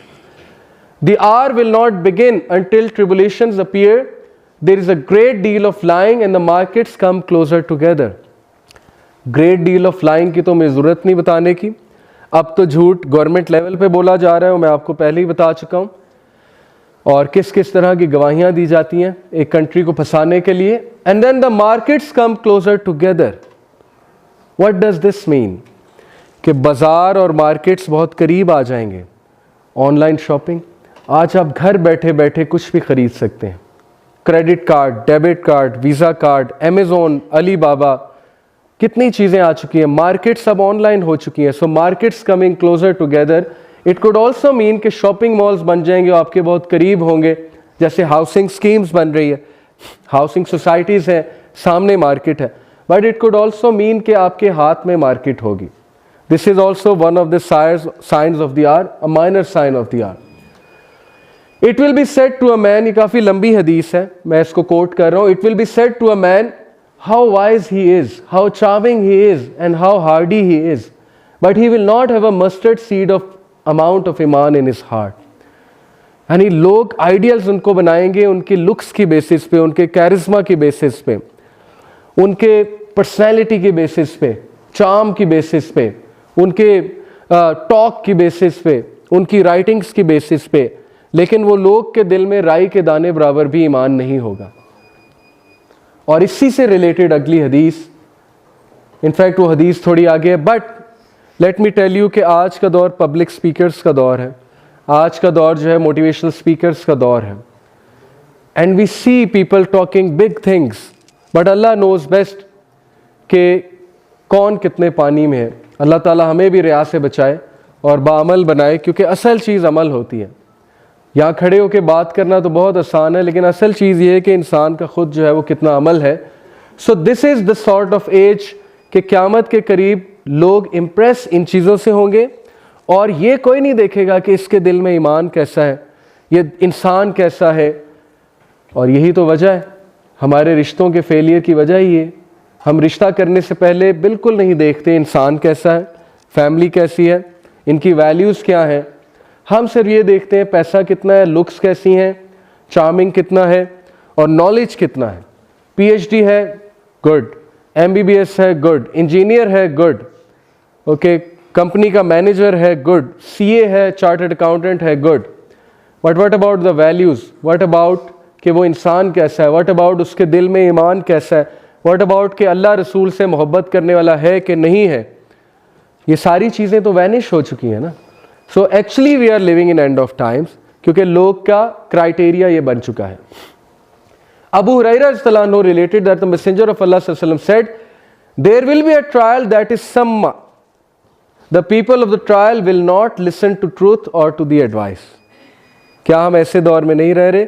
ट्रूथ हर जगह है, सोशल मीडिया पे भी है, यूट्यूब पे भी पड़ा हुआ है, कुरान आपके सामने है, आपके हाथ में है, लेकिन नहीं, people don't want to listen, लोगों के कान बंद हैं. बकमा, during it no one will speak the truth. बड़े कम लोग सच बोलेंगे आके, बड़े कम लोग में जिगरा होगा, बड़े कम लोगों में करेज होगा कि खरी बात करे, सच्ची बात करे, सच बात बताए लोगों को. अम्या, people will become blinded not seeing matters clearly. लोग ब्लाइंडेड हो जाएंगे, लोग को नजर नहीं आ रहा होगा, सामने चीज होगी उन्हें नजर नहीं आ रही होगी. और ऐसा है, कितनी लेयर ऑफ मिस इन्फॉर्मेशन हमारे आगे है. अभी तोहा का टॉपिक आएगा दज्जाल के ऊपर, आपको समझाएंगे वो कि दज्जालियत असल में है क्या, कि हमारे ऊपर इतने पर्दे आ चुके हैं, इतने पर्दे, layers upon layers upon layers हमारे ऊपर हैं कि सामने ट्रुथ खड़ा है लेकिन हम उसको देख नहीं पा रहे, हमें नजर नहीं आ रहा है. और अगर हम मानना भी चाहते हैं हम नहीं मान पा रहे because of peer pressure and so much फितना. तो दैट इज द फितना. और नबी सल्लल्लाहु अलैहि वसल्लम टोल्ड अस कि सम्मा Bakma Amya, whoever seeks it out, the trial seeks him out and attracts him. जो कोई इससे निकलना चाहेगा वो ट्रायल इसका पीछा करेगा और इसको अट्रैक्ट करेगा और इसको पकड़ लेगा जाके. दैट इज द फितना ऑफ इंटरनेट, ट्रस्ट मी. कि लोग की जाने अजाब बनाई हुई है इस चीज ने. लोग निकलना चाहते हैं, लोगों से निकला नहीं जा रहा. The effect of the tongue during it is more severe than the effect of the sword. Yes, effect of the tongue. आज हम पढ़ते हैं ना ऐसे, the power of social media, the power of media, the power of anchors. आज anchors अपनी tongue के through वो चीज मनवा रहे हैं. आज सोशल मीडिया पे लोग व्यूज देते हैं, ट्विटर पे एक ट्वीट डालते हैं, पूरी दुनिया शेक हो जाती है उनके ट्वीट से. कुरान और हदीस से शेक नहीं होता, लेकिन एक ट्वीट डाल दी किसी मशहूर आदमी ने, उससे सब कुछ शेक हो जाता है, उससे पब्लिक ओपिनियंस बदल जाते हैं, उससे हमारी फिलॉसफी बदल जाती है, उससे जो है हमारी वैल्यूज बदल जाती हैं, हम कुछ भी करने के लिए तैयार हो जाते हैं. So the effect of the tongue during it is more severe than the effect of the sword. So we are actually living in such a time जब लोग अंधे होंगे, लोग गूंगे होंगे, लोग बहरे होंगे. In metaphorical sense, not actually literally, and you know what I mean. There will be people who will earn their living through their tongues as a cow eats from the ground. क्या मतलब है? जब काऊ grass खाती है, बेहिसाब खाती है, करोड़ों रुपया कमाएंगे वो अपनी जबान की वजह से. पब्लिक स्पीकर्स, मोटिवेशनल स्पीकर्स, एक एक ट्रेनिंग का 6-6 लाख रुपया, आधे घंटे के लेक्चर के 2.5 लाख रुपए. Okay, then YouTube, they are earning money, millions of rupees, just by making a silly video, just by opening their channels, having millions of subscribers, they are earning dollars, millions of dollars. खुद सोचें कितना आसान हो चुका है पैसा कमाना. और हमारी यूथ के जहन में ये बातें, all they talk about is this, कितने सब्सक्राइबर हैं, इंस्टा पे कितनी फॉलोइंग है, फेसबुक पे कितनी फॉलोइंग है, कितने लाइक्स आए हैं, when are you going to start earning money. मेरे स्टूडेंट्स हालांकि इस्लामिक स्कूल के स्टूडेंट्स हैं, तो जब मेरे 50K सब्सक्राइबर्स हुए यूट्यूब पे, they brought a cake for me, और केक काटा उन्होंने क्लास में. तो मैंने कहा ये आप क्या क्यों लाए हैं और क्यों काट रहे हैं? तो उन्होंने कहा हम आपको मुबारकबाद देने आए. तो मैंने कहा दिस इज़ नॉट समथिंग जिसमें मैं ऐसे प्राइड फील करूं कि मैं केक कटवाऊं आपसे. तो मैंने आपको नहीं कहा केक लाने को, बट देखें उनकी फिलॉसफी ये बन चुकी है कि it is a big achievement. Having certain number of subscribers is a big big big achievement. और फिर उनका हर बार अब ये सवाल होता है कि sir when are you going to start earning money, या आपको कितने पैसे आते हैं, आपको कितने डॉलर्स आते हैं. They are actually giving me ideas कि सर आप ये वाले एड्स लगाएं, आप ये वाले एड्स लगाएं, आप ऐसे करें, आप वैसे करें. So all they talk about is about earning money. And this is one of the science of the hour that there will people who will earn their living through their tongues as a cow eats from the ground. Having said it, it's not haram. Public speaker पैसे ले सकता है. YouTube की कमाई की जहाँ तक बात है, उसमें भी स्कॉलर्स के फतावा मौजूद हैं कि किस सेंस में कमा सकते हैं, लेकिन बताने का आपको मकसद ये है कि it is one of the signs of the art. Okay, that is what I want to tell you. There will come a time when a man will not care how he earns his wealth, whether it comes from halal or haram source. ये तो self explanatory है। कोई school ये नहीं सिखाता कि हलाल क्या है हराम क्या है, वो सिर्फ स्किल सिखाते हैं। ये स्किल है, ये करोगे तो पैसे आएंगे, इस फील्ड में जाओगे तो इतने आएंगे। और पेरेंट्स भी नहीं बता रहे, आज पेरेंट्स भी एक ही प्रेशर बच्चों पे डाल रहे हैं कि बस पैसा ला, पैसा कमा के ला, मुझे पैसे चाहिए, मुझे पोजीशन चाहिए, इट डजंट मैटर वो पैसा कैसे आता है। तो ये चीज़ हमारे मुआशरे से ख़त्म होती जा रही है आहिस्ता आहिस्ता, कि लोगों ने सोचना ही छोड़ दिया है कि हलाल क्या है हराम क्या है।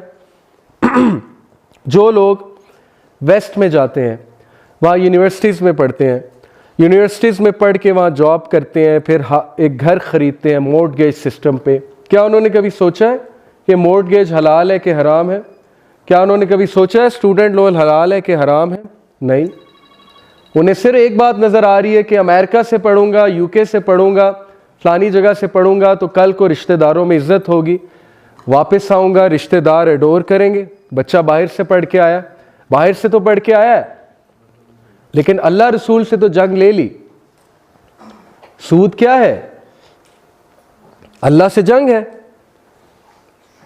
इल्ला माशाअल्लाह अच्छे लोग भी हैं, आई नो पर्सनल, मेरे रिलेटिव्स में माशाअल्लाह भाई हैं मेरे, वो नहीं मॉर्टगेज ले रहे। He is giving lots of rent but he won't submit to this system. वो अपनी सैलरी से 2.5 लाख 3 लाख दे देंगे, रेंट दे देंगे, लेकिन इस सिस्टम को सबमिट नहीं करेंगे। So there are good people, but मेरा बताने का मकसद है कि हमारी सोसाइटी में ये चीज़ उठती जा रही है कि क्या हलाल क्या हराम। कौन पढ़ता है इन फतवास को कि बाहर की कंट्री में जाना भी चाहिए कि नहीं जाना चाहिए? Who cares? स्कॉलर जो मर्जी कहते फिरें, रसूलुल्लाह की एडवाइसेस जो मर्जी हो।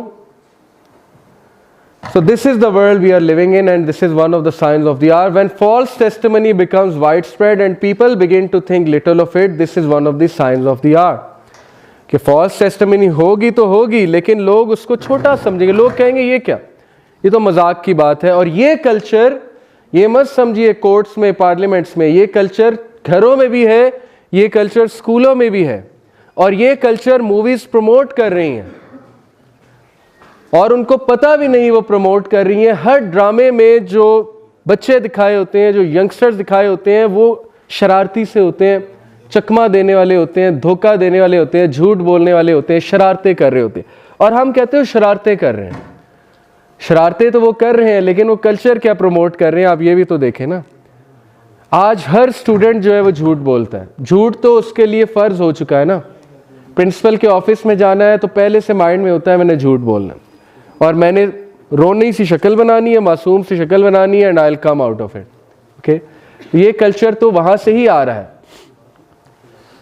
When the slave woman, आ गई वो बात, when the slave woman gives birth to her mistress and you see barefoot and naked shepherds compete in the construction of lofty building, जब लौंडी अपने आका को जो है वो बर्थ देगी, यानी कि वही बात है कि औलाद नाफरमान होगी, एंड तुम बेडविन्स को, नेकेड शेफर्ड्स को देखोगे कंपीट करते हुए। This is one of the greatest prophecy of रसूलुल्लाह सल्लल्लाहु अलैहि वसल्लम, क्योंकि 1940s तक Middle East, Dubai, Kuwait, okay, and the surrounding areas and Saudia, it didn't have huge buildings. अचानक से वहां तेल के कुएं निकले, उनको वेल्थ दी अल्लाह ने, and the first thing they did, आप हैरान होंगे, जब तेल के कुएं निकलते हैं तो बंदा यूनिवर्सिटीज़ बनाता है, बंदा जो है वो हॉस्पिटल्स बनाता है, बंदा ऐसी चीज़ें बनाता है जो पब्लिक वेलफेयर की काम है। The first thing they did was construct huge building. Look at the prophecy of रसूलुल्लाह। और कंपीट कर रहे हैं। दुबई के एक प्रिंस ने बिल्डिंग बनाई, सऊदी का एक जो प्रिंस है उसने कहा मैं इसके मुकाबले में बनाऊंगा। So they are competing with each other. That is the prophecy. The messenger of Allah सल्लल्लाहु अलैहि वसल्लम said, the hour will not begin until indecency, foul speech, severing the ties of kinship and lack of neighborliness prevail. I can give a 1 hour lecture to you कि ये कैसे हो रहा है। Number 1, indecency. What is indecency? Today we have Hollywood and Bollywood glamorizing and institutionalizing indecency. किसी दौर में TV पे कोई इश्तिहार लग जाता था ना, आप अपने पेरेंट्स से पूछिएगा, जिसमें कुछ थोड़ी बहुत एतराज़ वाली चीज़ हमारे कल्चरल नॉर्म्स के मुताबिक नज़र आ जाती थी तो पेरेंट्स टीवी बंद कर देते थे, पेरेंट्स जो है वो चैनल बदल देते थे। आज एडवर्टीजमेंट्स में किस किस तरह की चीज़ें आ रही हैं बंदा फैमिली के साथ देख नहीं सकता, लेकिन हम इतना ज़्यादा डिसेंसिटाइज्ड हो चुके हैं कि अब चैनल भी नहीं बदला जाता और वो चेंज भी नहीं किया जाता और टीवी भी बंद नहीं किया जाता। सो इंडिसेंसी विल बिकम प्रेवलेंट। और इंडिसेंसी कितनी प्रेवलेंट है?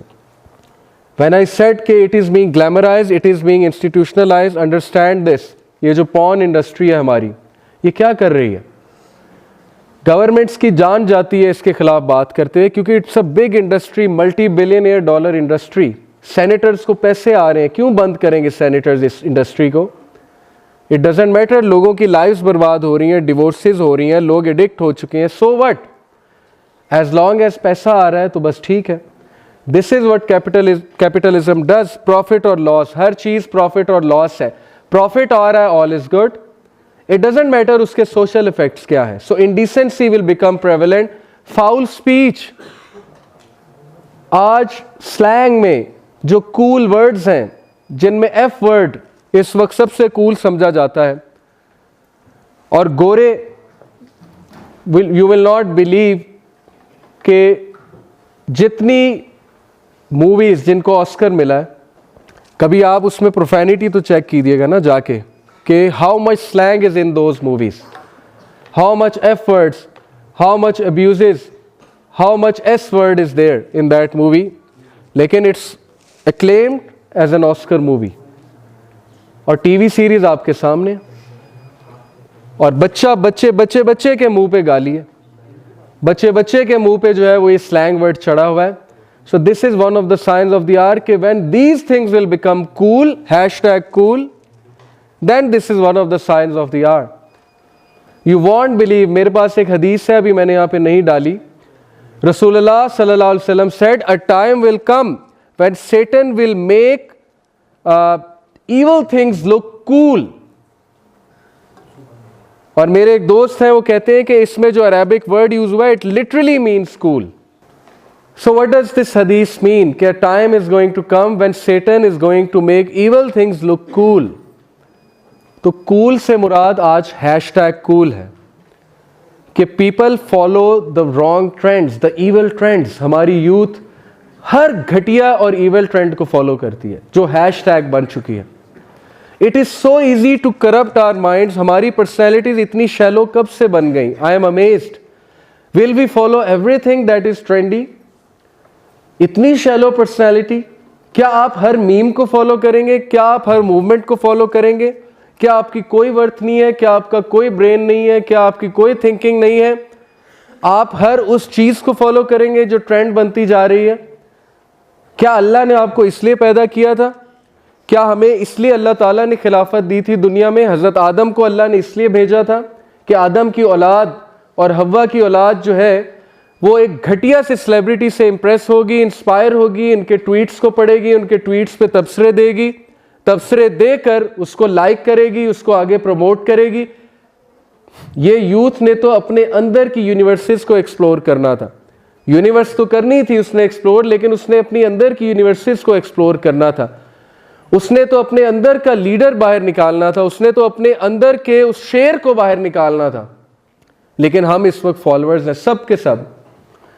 सो दिस इज द फितना दैट इज अपॉन अस कि we have become trend lovers, we are following hashtags and we are following things blindly, without thinking, without questioning कि ये movement है क्या, मैं थोड़ा पढ़ तो लूँ इसके बारे में, मैं इसकी हिस्ट्री तो जान लूँ, मैं इस चीज़ के बारे में तो जान लूँ। सो टेल मी, जो लोग एक ट्वीट को रेजिस्ट नहीं कर सकते, जो लोग एक टीवी सीरीज को रेजिस्ट नहीं कर सकते, वो दज्जाल को रेजिस्ट कैसे करेंगे? We have to question ourself. और अगर आज आपने अपने आप को क्वेश्चन नहीं किया तो फिर कोई फायदा नहीं। Only you can change your life. मैं, तोहा, राजा ज़िया भाई, कोई भी नहीं, हम बातें करेंगे, आप सुनेंगे, आप घर चले जाएंगे। जब तक आपके अंदर से वो चिंगारी नहीं निकलेगी, और ये मैं आपसे बात नहीं कर रहा, ये मैं आपके अंदर जो एक चीज है उससे बात कर रहा हूं इस वक्त, और आपके अंदर वो रूह है मैं इस वक्त रूह से मुखातिब हूं कि पहचान अपने आप को, निकलो उन चीज़ों से, उन गुलामियों से, उन चेन्स से निकलो जो चेन्स तुमने अपने ऊपर चढ़ाई हुई हैं।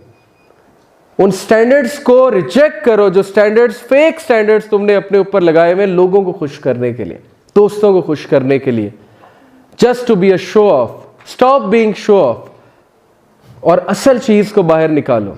असल इंसान जो अंदर दब गया है, जो छुप गया है, उसको बाहर निकालो और अपने आप को रिकग्नाइज करो कि आपने कलमा पढ़ा है, तो कलमा पढ़ने वाला कौन होता है? Recognise your self, realise your true worth, your true potential. So foul speech will become wide spread, और ये आपके सामने है। Severing the ties of kinship मैं बता चुका हूं, and the lack of neighbourliness, के नेबर्स का ज़ाहिर ख्याल नहीं रखा जाएगा।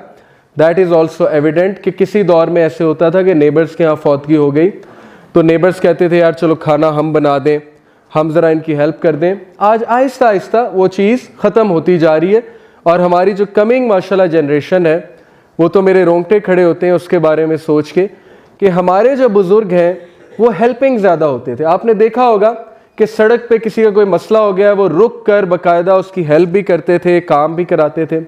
अब हम अपने काम से काम रखने वाले लोग हैं, हम में से वो गिविंग मेंटालिटी ख़त्म होती जा रही है। सो गॉड नोज कि पता नहीं हमारी सोसाइटी क्या बनेगी। Abu Hurairah radhiyallahu anhu narrated that the Messenger of Allah said, "There will come treacherous years in which the liar will be believed and the honest man will be disbelieved. The treacherous man is trusted and the trustworthy one is not trusted. And during which the Ruwaybada will speak." It was asked, "What is Ruwaybada?" He said, "The fool who speaks about public affairs." Subhanallah. आज social media की वजह से वो लोग तबसरा दे रहे हैं जिनको घर वाले बात करने से पहले कहते हैं कि बेटा दूसरे कमरे में चले जाओ, हमने ज़रूरी बात करनी। नौकरियां नहीं लगी हुई जिनकी, वो इस वक्त लोगों को मशवरे दे रहे हैं कि how to find a job, okay, and how to make a career. ठीक है, एक पैशन होता है, उसको मैं गलत नहीं कह रहा। ज़रूरी नहीं जिसकी नौकरी लगी हो वो पब्लिक स्पीकर नहीं बन सकता। मेरा बताने का मकसद ये है कि अगर आप किसी को कुछ बात बता रहे हैं तो आपका भी तो कुछ बैकग्राउंड होना चाहिए ना। लेकिन बहरहाल ये हदीस किस कॉन्टेक्स्ट में है कि आज देखें इस्लाम कौन लोग समझा रहे हैं, आज सोशल अफेयर्स के बारे में कौन लोग बात कर रहे हैं जिनके पास सोशियोलॉजी की डिग्री नहीं, साइकोलॉजी की डिग्री नहीं है, जिन्होंने कभी ज़ीरो रिसर्च की है पाकिस्तानी सोसाइटी के ऊपर, वो आकर बता रहे हैं कि औरतों के क्या हकूक़ होंगे, वो आकर बता रहे हैं कि पाकिस्तानी औरत के साथ क्या जुल्म हो रहा है और क्या मसला चल रहा है। उन्होंने कोई रिसर्च नहीं की हुई, उन्होंने कोई फैक्टर्स नहीं देखे। सो द रुवैबदा will speak about public affairs. So no this, अगर किसी को सुनना है तो उसका बैकग्राउंड देखें। आप देखें वो शख्स उस फील्ड के बारे में बात भी कर सकता है कि नहीं कर सकता। जस्ट बिकॉज एक इंसान वायरल हो चुका है, एक इंसान यूट्यूबर बन चुका है बहुत बड़ा, इट डजेंट मीन कि वो बहुत बड़ा एक्सपर्ट बन चुका है, वो एनालिस्ट बन चुका है, वो सिर्फ एक यूट्यूबर है। So you have to go to the correct source. किताबों की तरफ टर्न करें, मेरी आपको ये एडवाइस है, इल्म की तरफ जाएं। मैसेंजर ऑफ अल्लाह सल्लल्लाहु अलैहि वसल्लम said, night and day will not cease until the most fortunate of people in worldly affairs will be Luqa ibn Luqa. Soon Luqa ibn Luqa will take over this world. The world will not come to an end until it belongs to Luqa ibn Luqa. Sahaba said, who is Luqa ibn Luqa? Prophet sallallahu alaihi wasallam said, one जिसकी कोई lineage नहीं है, कोई हस्बो नस नहीं है और उसको कोई पूछने वाला नहीं था, लेकिन वो अचानक से टॉप पर आ जाएगा। And today I am telling you कि इंडियन गवर्नमेंट की तरफ आप देख लें, आपको हदीस बहुत अच्छे से समझ आ जाएगी। Okay, people who don't know anything, they are our leaders controlling our affairs. The hour will not begin until the land of the Arabs goes back to being meadows and rivers. ये NASA से मैंने picture उठाई हुई है, credit NASA, GSFC। 1987 में rubble खाली जो कि डेजर्ट का एक हिस्सा है सऊदीया का, look at this. And now 2012 में look at the green spots and you can see so many videos on it कि it is returning to being rivers and meadows. And this is one of the clip of Sheikh Zahir Mahmood the lush Arabia. इसको आप ज़रूर सुनिएगा, इसमें बहुत detail है कि prophet की प्रोफेसी क्या थी और वो कैसे ट्रू हो रही है। So it is one of the biggest sign of the are, okay, that Mahdi and Dajjal are going to come. Ahead of the hour, there will be days in which knowledge is taken away and ignorance will prevail. Why? Because because of the spread of social media, इल्म कम होता जा रहा है, information बढ़ती जा रही है। इल्म में और इंफॉर्मेशन में फ़र्क है। इल्म वाले जो है वो हमारे बुजुर्गान हैं, वो एक्सपर्ट्स हैं, लेकिन इंफॉर्मेशन वाले हम सब हैं। तो ignorance will prevail because information बहुत होगी और इल्म जो है वो घट जाएगा। There will come a time when people will not know what prayer, fasting and charity are. Okay, so our youth is on its way to be among those people. इल्ला माशाअल्लाह कि हम लोग कुछ हमारे रोंगटे खड़े हो, हम कुछ रियलाइज़ करें कि कहीं हमारी जो पुश्ते हैं 100 साल का अगर आप सोचें तो आप इमेजिन करें कि आपके परपोते आज से 100 साल बाद कहीं वो काफिर ना हो। ये सोचने वाली बात है। ओके, अगर अभी बैठ के आपने नहीं सोचा कि मेरे परपोते मुसलमान होंगे, सहाबा लविंग होंगे, रसूलुल्लाह से मोहब्बत करने वाले होंगे, तो फिर कोई फ़ायदा नहीं। Narrated Abu Musa, the Prophet said, near the establishment of the hour, there will be days during which knowledge will be taken away and general ignorance will prevail, and there will be al-harj in abundance, and al-harj means killing, and we are seeing killing everywhere, wars, Palestine, Syria, okay, Myanmar, Vietnam, वगैरह वगैरह, you are seeing so much killing, especially of the Muslims. This hadith, और मैं यहीं पे इंशाल्लाह conclude भी करूँगा, ये कॉन्सेप्ट बहुत ज़रूरी है, मुझे थोड़ा सा टाइम भी चाहिए होगा। Now let me tell you कि एक्चुअली हमारे साथ गेम क्या हो रही है और फितना है क्या, जिससे हमारी चीखें निकलनी चाहिए। रोंगटे तो खड़े होने चाहिए लेकिन चीखें भी निकलनी चाहिए। वो ये है, Allah hates the one who is rude and glutton. Allah को रूड और लालची आदमी नापसंद है।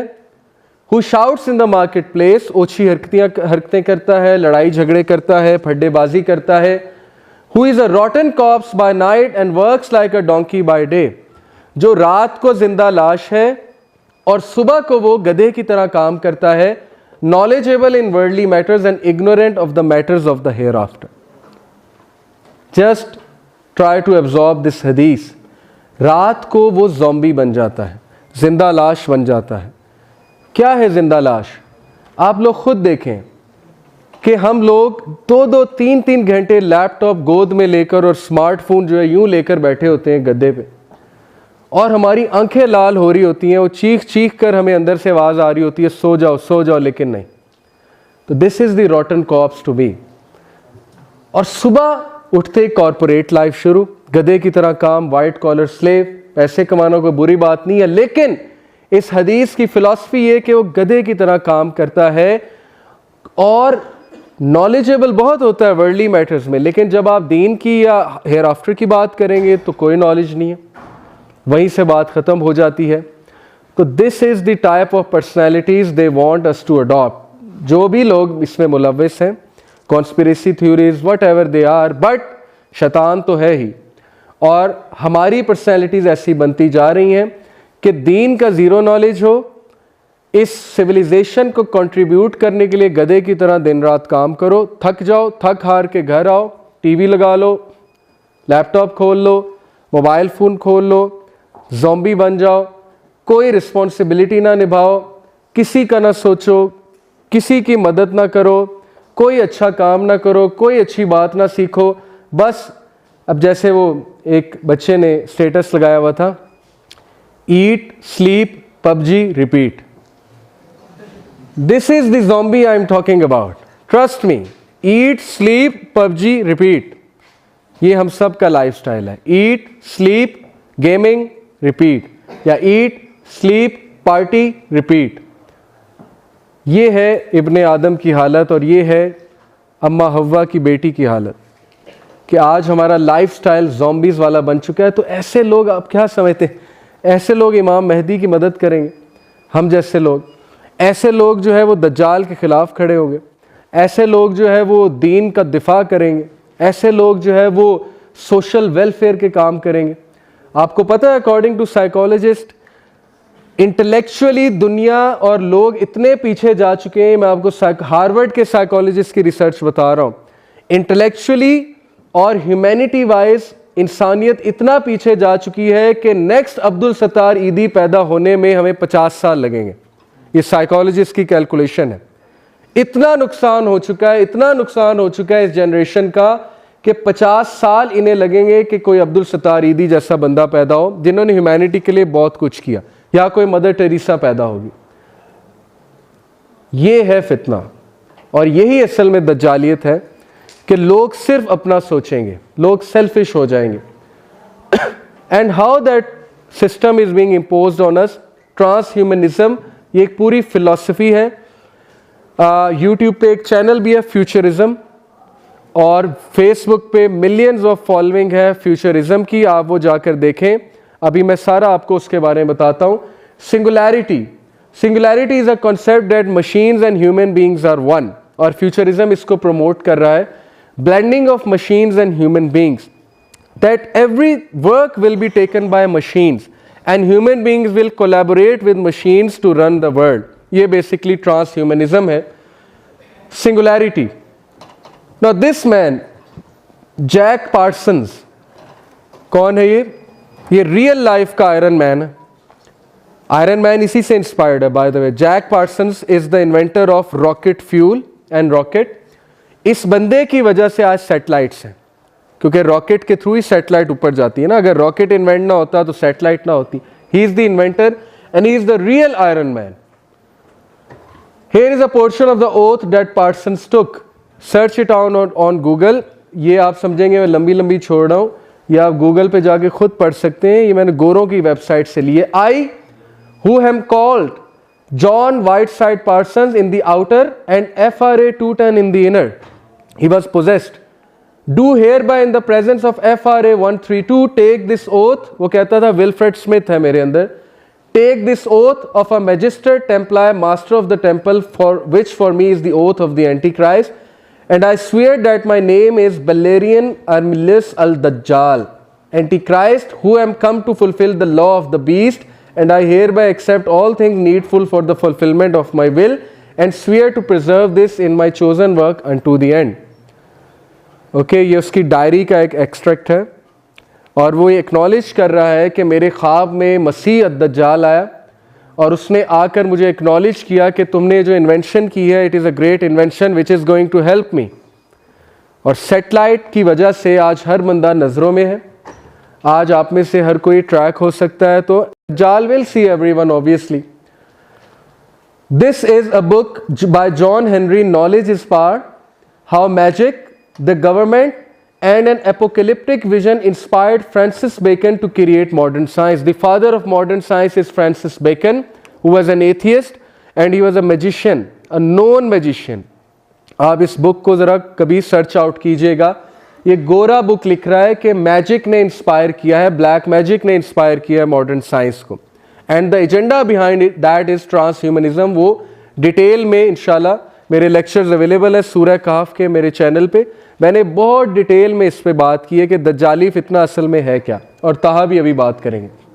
This man Arthur C Clarke, इसकी वीडियोस हैं फ्यूचर प्रिडिक्शंस की, वो ज़रा आप जाकर देखेंगे, आप हैरान हो जाएंगे इस बंदे को कैसे पता है। इसने सेल फोन्स प्रिडिक्ट किए, इसने वाईफाई प्रिडिक्ट किए 1960s में। Okay, no technology reaches a level of complexity except it becomes indistinguishable from magic. So he is actually acknowledging this fact. Transhumanism, what is that philosophy of iPhone? ये भी बड़ी एक लंबी बहस है कि आईफोन का लोगो का मतलब क्या है। Actually, the apple depicts that bite, this bite out of the apple depicts that bite which Adam alayhi salam took. ये फिलॉसफी आईफोन के लोगो के पीछे। और उन्होंने जब बाइट ली तो शैतान ने क्या कहा था कि अगर तुम ये खाओगे, ये फल, एप्पल का जिक्र कुरान में तो नहीं है, बाइबल में है, तो जब ये फल तुम खाओगे तो क्या होगा? क्या कहा था शैतान ने सूरह अल-आराफ में? इमॉर्टल बन जाओगे, फरिश्ते, गॉडहुड अचीव कर लोगे। ओके, सो यही बेसिकली आइडियोलॉजी है आईफोन के लोगों के पीछे कि godhood can be achieve by bite out of the forbidden fruit. That's why apple एक जगह से खाया हुआ है आईफोन के लोगों में। And this actually means that when you will have iPhone in your hand you will become God, God of technology. उनकी तरफ से ये एक मासूमाना सी फिलॉसफी है, लेकिन अगर हम इसकी इम्प्लीकेशन सोचे तो ट्रांसह्यूमनिज्म की ही इम्प्लीकेशन है that once you have the technology you are everything, you can be a god, and once you interact with the machines you can do whatever you want. ये जो I am की philosophy है, अब देख लें, will I am, will.I am, will power, Beyonce का concert I am tour, superstar Jay I am mix tapes, और ये मैंने सिर्फ 3 दिखाई हैं, search it out. I am के नाम से कॉन्सर्ट्स होते हैं, आई एम के नाम से म्यूज़िक चार्ट्स निकलते हैं, सीडीज़ निकलती हैं और पूरी पूरी एल्बम्स निकलती हैं। What is I am? I am is a complete philosophy of transhumanism. I am से मुराद है सब कुछ मैं हूँ, और ये वो तकब्बुर है जो सूरह काफ में किस स्टोरी में मेंशन्ड है? बागों वाले। उसने क्या कहा था कि ये सब मेरा बनाया हुआ है और मैं नहीं समझता कि क़यामत आएगी। और अल्लाह ने उस आयम की फिलॉसफी को तोड़ा सूरह काफ की दूसरी स्टोरी में कि तू कुछ भी नहीं है, अगर अल्लाह चाहे तो सब कुछ तुझसे ले सकता है। सो दैट इज द शिर्क every human being is involved in today.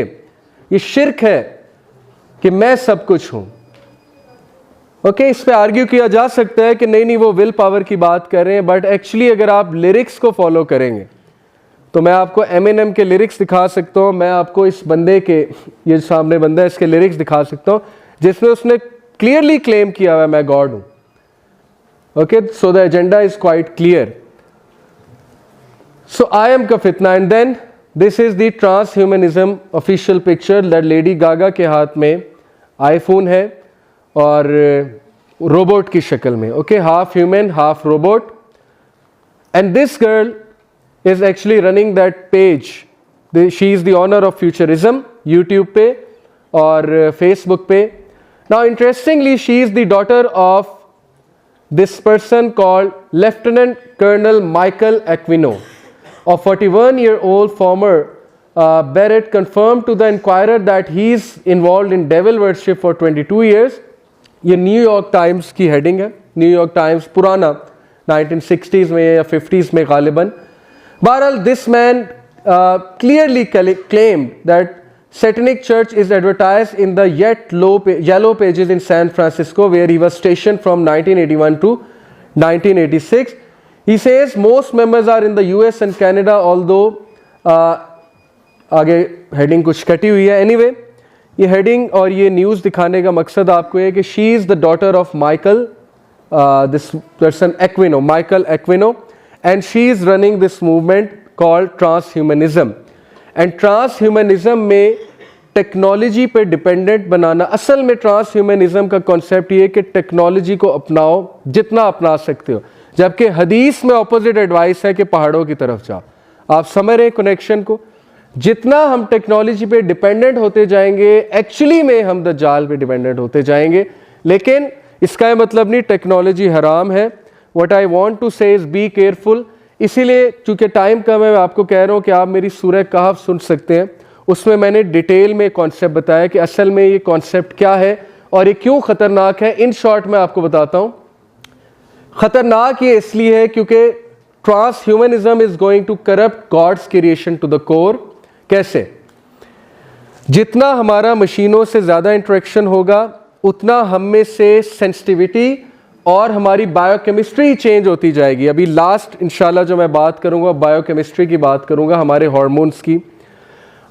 इलामा इकबाल ने आज से 100 साल पहले ही कह दिया था, है दिल के लिए मौत मशीनों की हुकूमत, एहसास मुरव्वत को कुचल देते हैं आलात। तो ये इलामा इकबाल कह रहे हैं, मैं नहीं कह रहा।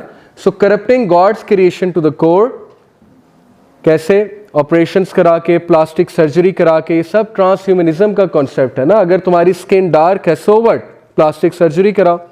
अगर तुम्हारा कोई मसला है, प्लास्टिक सर्जरी कराओ। And today models are going after plastic surgery. So actually they are corrupting God's creation to the core. और इसका ये मतलब भी है कि विदाउट अ सोल, सोल क्या होती है? सोल किसने देखी है? सोल की बातें छोड़ो, बॉडी पे काम करो, अपनी बॉडी को ग्रो करो। And last, end of humanity as we know it, Terminator movie अगर आपने देखी है, उसका कॉन्सेप्ट कि ह्यूमैनिटी को मशीन्स खा जाएंगे और ख़त्म कर देंगी। और ये हो रहा है। बच्चा इस वक्त इनह्यूमन बन चुका है। हम ज़ॉम्बी लाइफस्टाइल की तरफ चली जा रहे हैं और हमें एहसास भी नहीं हो रहा है। सो हमारी चीखें क्यों ना निकलें और क्यों ना हमारे रोंगटे खड़े हो ये बातें सुन के। The average 24-hour work day of a person in 2017 according to Adam Adler, business psychologist, Harvard University, ये उनकी रिसर्च है। 2007 में एक बंदे की ये जो पर्सनल स्पेस है वाइट वाली, ये देखिए पर्सनल लिखा है, 8 घंटे हर बंदा सोता है, आज भी ऑलमोस्ट उतनी है। 7-8 घंटे वो काम करता है, यूनिवर्सिटी जाता है, जॉब करता है, वो भी उतना ही है 2007 और 2017 का। सर्वाइवल एक्टिविटीज़, वॉशरूम जाना, खाना खाना, दोस्तों से मिलना, वो भी ऑलमोस्ट उतना ही है। लेकिन पर्सनल स्पेस जो रेड वाला स्पॉट है वो मशीन्स की स्पेस है और वाइट वाली आपकी पर्सनल है। 2007 में एक बंदे को मशीन्स ने इतना हाईजैक किया था, उसकी पर्सनल स्पेस को। पर्सनल स्पेस क्या होती है? जब आप अकेले हैं, जब आप रूम में हैं, बेड पे लेटे हुए हैं, गाड़ी चला रहे हैं, कोई आपके साथ नहीं है, लाइब्रेरी में बैठे हुए, कहीं बैठे हुए या वैसे ही कहीं बैठे हुए, तो मशीन्स ने इतना हाईजैक किया था। अब इस वक्त मशीन्स ने इतना हाईजैक कर लिया है, ये उसकी रिसर्च है, उसने एक फ्लो चार्ट के मुताबिक, ग्राफ्स के मुताबिक हमें समझाया। ओके, और 2020 में शायद ये 100% फुल हो। उसका पॉइंट क्या है? उसका पॉइंट ये है कि जब आपकी सारी पर्सनल स्पेस मशीन्स ले रही हैं तो आप कैसे सोचेंगे चीज़ों को? लीडर्स पैदा होते हैं पर्सनल स्पेस में मुराकबा करके, आइसोलेशन में जाके, हायर वैल्यूज़ को सोच के, आइसोलेशन में जाके अच्छी चीज़ें पढ़ने से, किताबें पढ़ने से। आज हर एक के हाथ में सेल फोन है और सेल फोन पे कुछ भी नहीं हो रहा है, ट्रस्ट मी। स्क्रॉल हो रहा है फेसबुक पे, घंटा उसी में लग जाता है, व्हाट्सएप पे स्क्रॉलिंग हो रही है, यूट्यूब पे फजूल रैंडम चीज़ें देखी जा रही हैं। तो that is what I am talking about, transhumanism का फितना। और एंड रिजल्ट ये कि हम मशीन बन जाएंगे, हम ज़ॉम्बीज़ बन जाएंगे। ये कुछ हॉरिफिक स्टैटिस्टिक्स हैं कि the average smartphone users check their device 47 times a day, जेब से निकाल के।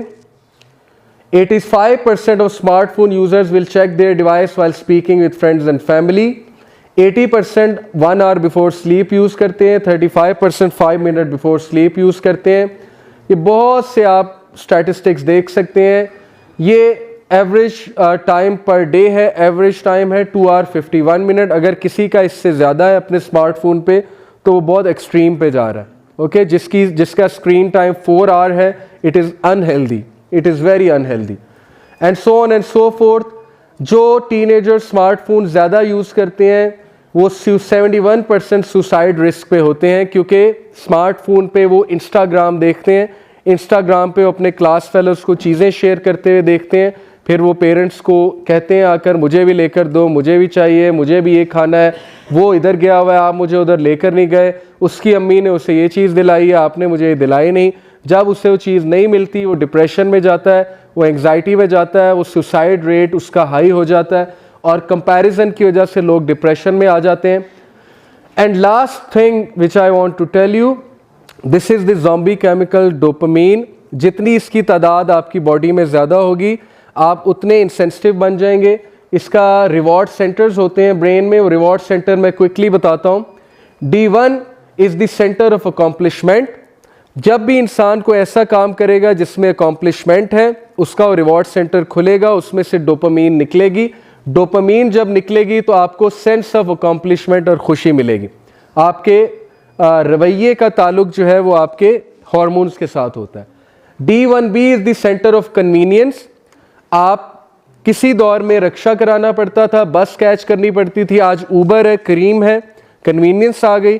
जब आप ऊबर को बुलाते हैं, क्रीम को बुलाते हैं और ऊबर आ जाती है विदिन अ मिनट और 2 minutes, तो कन्वीनियंस हो जाती है, उस सेंटर में से डोपामीन निकल जाता है और जब तक वो कन्वीनियंस नहीं फिल होगी तब तक आप बेचैन रहेंगे। Okay, D2 is the degree of decrease in the perceived effort, the actual effort slash time.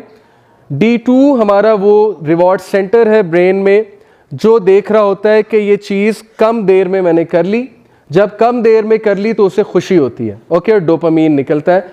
And D3 is the centre of recognition, praise. ये सारी बातें नेचुरल हैं, अल्लाह ताला ने मैकेनिज्म हम में रखा है, लेकिन इसकी ज़्यादा मिकदार इंसान के साथ वो चीज़ें कर सकती कि आप सोच भी नहीं सकते। मैं आपको छोटी सी मिसाल देता हूँ एंड देन वी कंक्लूड इंशाल्लाह। जो बंदा अपने सेंटर्स से बार बार डोपामीन रिलीज़ करवा रहा है और बाकी केमिकल्स रिलीज़ नहीं करवा रहा है, सेरोटोनिन हो गया, कोर्टिसोल हो गया, ऑक्सीटोसिन हो गया, सिर्फ डोपामीन की ही बात कर रहा है, इन्हीं चीज़ों की तरफ जा रहा है, उसके डोप सेंटर्स बड़े होते जाते हैं, जैसे फूल की कली बड़ी होती है। जब उसके डोप सेंटर्स बड़े होते हैं उसे ज़्यादा डोप चाहिए उस चीज़ को फिल करने के लिए। आपने कभी गौर किया है कि वी आर नेवर सेटिस्फाइड। हमारा सेंटर ऑफ कंप्लीशन इस जनरेशन का इतना बड़ा हो चुका है, सेंटर ऑफ अकॉम्प्लिशमेंट, कि आप उन्हें जो मर्जी दे दें उन्हें चैन नहीं आता। वो कहते हैं I want more, I want more, I want to go more. और ये वो हदीस है कि आदम के बच्चे का पेट सिर्फ मिट्टी भरेगी। ये हदीस है प्रॉफिट सल्लल्लाहु अलैहि वसल्लम की। सेंटर ऑफ कन्वीनियंस कितना हमारा सेंटर बढ़ चुका है कि हमें हर चीज़ ऑन आवर कन्वीनियंस चाहिए, ऑन आवर फिंगर टिप्स चाहिए। हर वो चीज़ जिसमें हार्ड वर्क है हम उससे भागेंगे कि इसमें कन्वीनियंस नहीं है। Centre of centre of perceived effort, ये जो degree of decrease in the perceived effort और एक्चुअल टाइम है, ये हमारा इतना इंक्रीज हो चुका है कि हमें शॉर्टकट्स की आदत पड़ चुकी है। हमारा डोप नहीं रिलीज होता जब तक हम शॉर्टकट पे ना जाएं।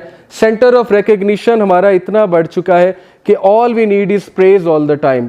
तारीफ नहीं होगी तो मज़ा नहीं आएगा। और ये डिवोर्सेस की बहुत बड़ी वजह है कि शादी से पहले एक दूसरे के सेंटर्स इतने बढ़ा दिए होते हैं, शेर व शायरी करके, गाने सुना के।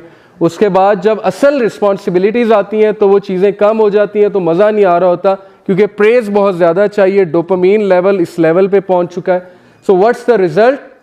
ये कुछ रिसर्च है डोपामीन डायलेशन की कि डोप कितना ज़्यादा चाहिए होता है आज की जनरेशन को। Result is this: because of too much dope our youth will only go for things which are number 1 rewarding, pleasurable, cool, instantly available, shortcuts. क्योंकि ये सारे सेंटर्स उनके इतने फिल हो चुके हैं, इतने बड़े हो चुके हैं कि all they are looking for is these things. This sums up कि आज उन्हें नमाज पढ़ने में क्यों इतनी तकलीफ होती है, कि नमाज के लिए उठना पड़ेगा, वज़ू करना पड़ेगा, पैदल चल के जाना पड़ेगा। इतना कौन करे? बैठे बैठे पढ़ लो या पढ़ो ही ना, सीधी सी बात है। And then they will avoid anything that demands focus, demands hard work, patience, composure और समथिंग दैट इज इमोशनल। आज हम इमोशनल चीज़ों से भागते हैं। हम कहते हैं मौलवी साहब क्या लगे हुए, ओके, फिर हम मजाक उड़ाते हैं। Why is our biochemistry like that? Because हमारे जो डोप सेंटर्स हैं वो इस लेवल के बढ़ चुके हैं। एक स्टैटिस्टिक के मुताबिक आपके जो दादा थे उनका dope centre let's say 2 nanometre पर लीटर के हिसाब से जो है वो डोप निकालता था, तो आज के बच्चे का 180 नैनोमीटर पर लीटर के हिसाब से निकालता है। कितना फ़र्क है? 200 टाइम्स, 2 वर्सेस 180। दैट्स वाई आज का बच्चा कभी खुश नहीं होगा। दैट्स वाई आज का बच्चा 30 सेकेंड यहाँ पे खड़ा नहीं हो सकता। अगर मैं उसे कहूँ 30 सेकंड यहाँ पे खड़े हो जाओ, उसके 5 सेकंड बाद टांगे हिलने लग जाएंगी, 5 सेकंड बाद उसकी उंगलियां कांपने लग जाएंगी और वो बेचैन हो जाएगा। आप कभी सेल फोन छीन कर देखें किसी टीनेजर से, आप देखेंगे कि जो नशई की हालत होती है ना, जब उससे सिगरेट छीन लिया जाता है या वो, तो सेम उसकी वो हालत होगी। और हम सब इसका शिकार हैं। Okay, we know these things. तो this is the disaster that is upon us. ये चीज़ें हमारे रोंगटे खड़े करवानी चाहिए कि हम एक ज़ॉम्बी जनरेशन पैदा कर रहे हैं। And what is the result? What is the result? वो हमारे सामने। And what is the solution? Only solution is Islamic way of life. We have to go back to it. अपने बच्चों को पेट्स रखवा के दें, उसकी जिम्मेदारी लगाएं, इस पेट को लुक आफ्टर करो, उससे ऑक्सीटोसिन निकलेगा उसका, जिससे उसमें फीलिंग्स पैदा होंगी, वो सेंसिटिव बनेगा। उसको कोई पैरट, कोई कैट, कोई ऐसा पेट पाल के दें। उससे गार्डनिंग करवाएं। गार्डनिंग जो बंदा करता है वो सेंसिटिव होता है, पौधे को पानी देता है, उसे बाग में लेकर जाए, उसको एक्सरसाइज करवाएं, उसे इन चीज़ों से जितना निकाल सकते हैं निकालें, एक मिकदार तक यूज़ करने दें। और बिला वजह बच्चे की प्रेज़ करना, ये भी उसका सेंटर ऑफ प्रेज़ इतना बढ़ा देगा कि फिर वो हर चीज़ में प्रेज़ चाहेगा, और जब तक उसे प्रेज़ नहीं मिलेगी उसको चैन नहीं आएगा। तो दैट इज़ द फितना that is upon us. Because हमारी सारी सिविलाइजेशन डोप को सेल कर रही है। हर चीज़ कन्वीनियंट हो चुकी है, हर चीज़ में प्रेज़ है। फेसबुक पे आप पिक्चर लगाएंगे, आपको लाइक्स मिलेंगे। तो हमारे लिए बहुत बड़ा चैलेंज है। उस चैलेंज को काउंटर करने के लिए you have to return to Islamic way of life. That is the only answer.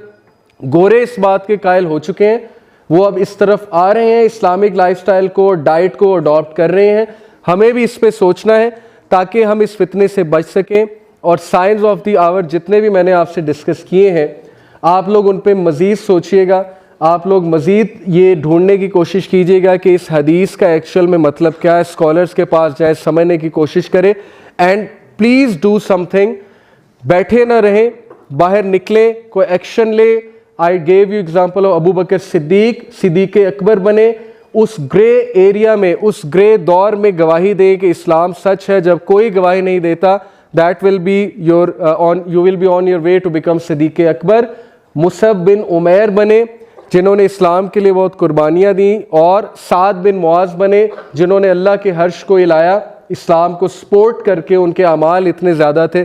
So you have to become like that. जज़ाकल्लाह खैर फॉर लिसनिंग। इंशाल्लाह now Toha will be addressing you with the major sins of the heart. जो भी mistakes थी वो मेरी अपनी थी, जो भी अच्छी बात थी वो अल्लाह की तरफ से थी। और अगर अभी भी हमें फितना नहीं समझ आया तो फिर it's a sign of worry. अगर अभी भी हम घर जाके सेम लाइफस्टाइल को अडॉप्ट करेंगे और सोचेंगे नहीं, स्ट्रेस में नहीं आएंगे, तो कोई फ़ायदा नहीं हुआ। Thank you so much for listening. May Allah bless you all and may Allah make us act on whatever we have heard. Ameen summa ameen. Jazakallah khair. Assalamu alaikum wa rahmatullahi wa barakatuh.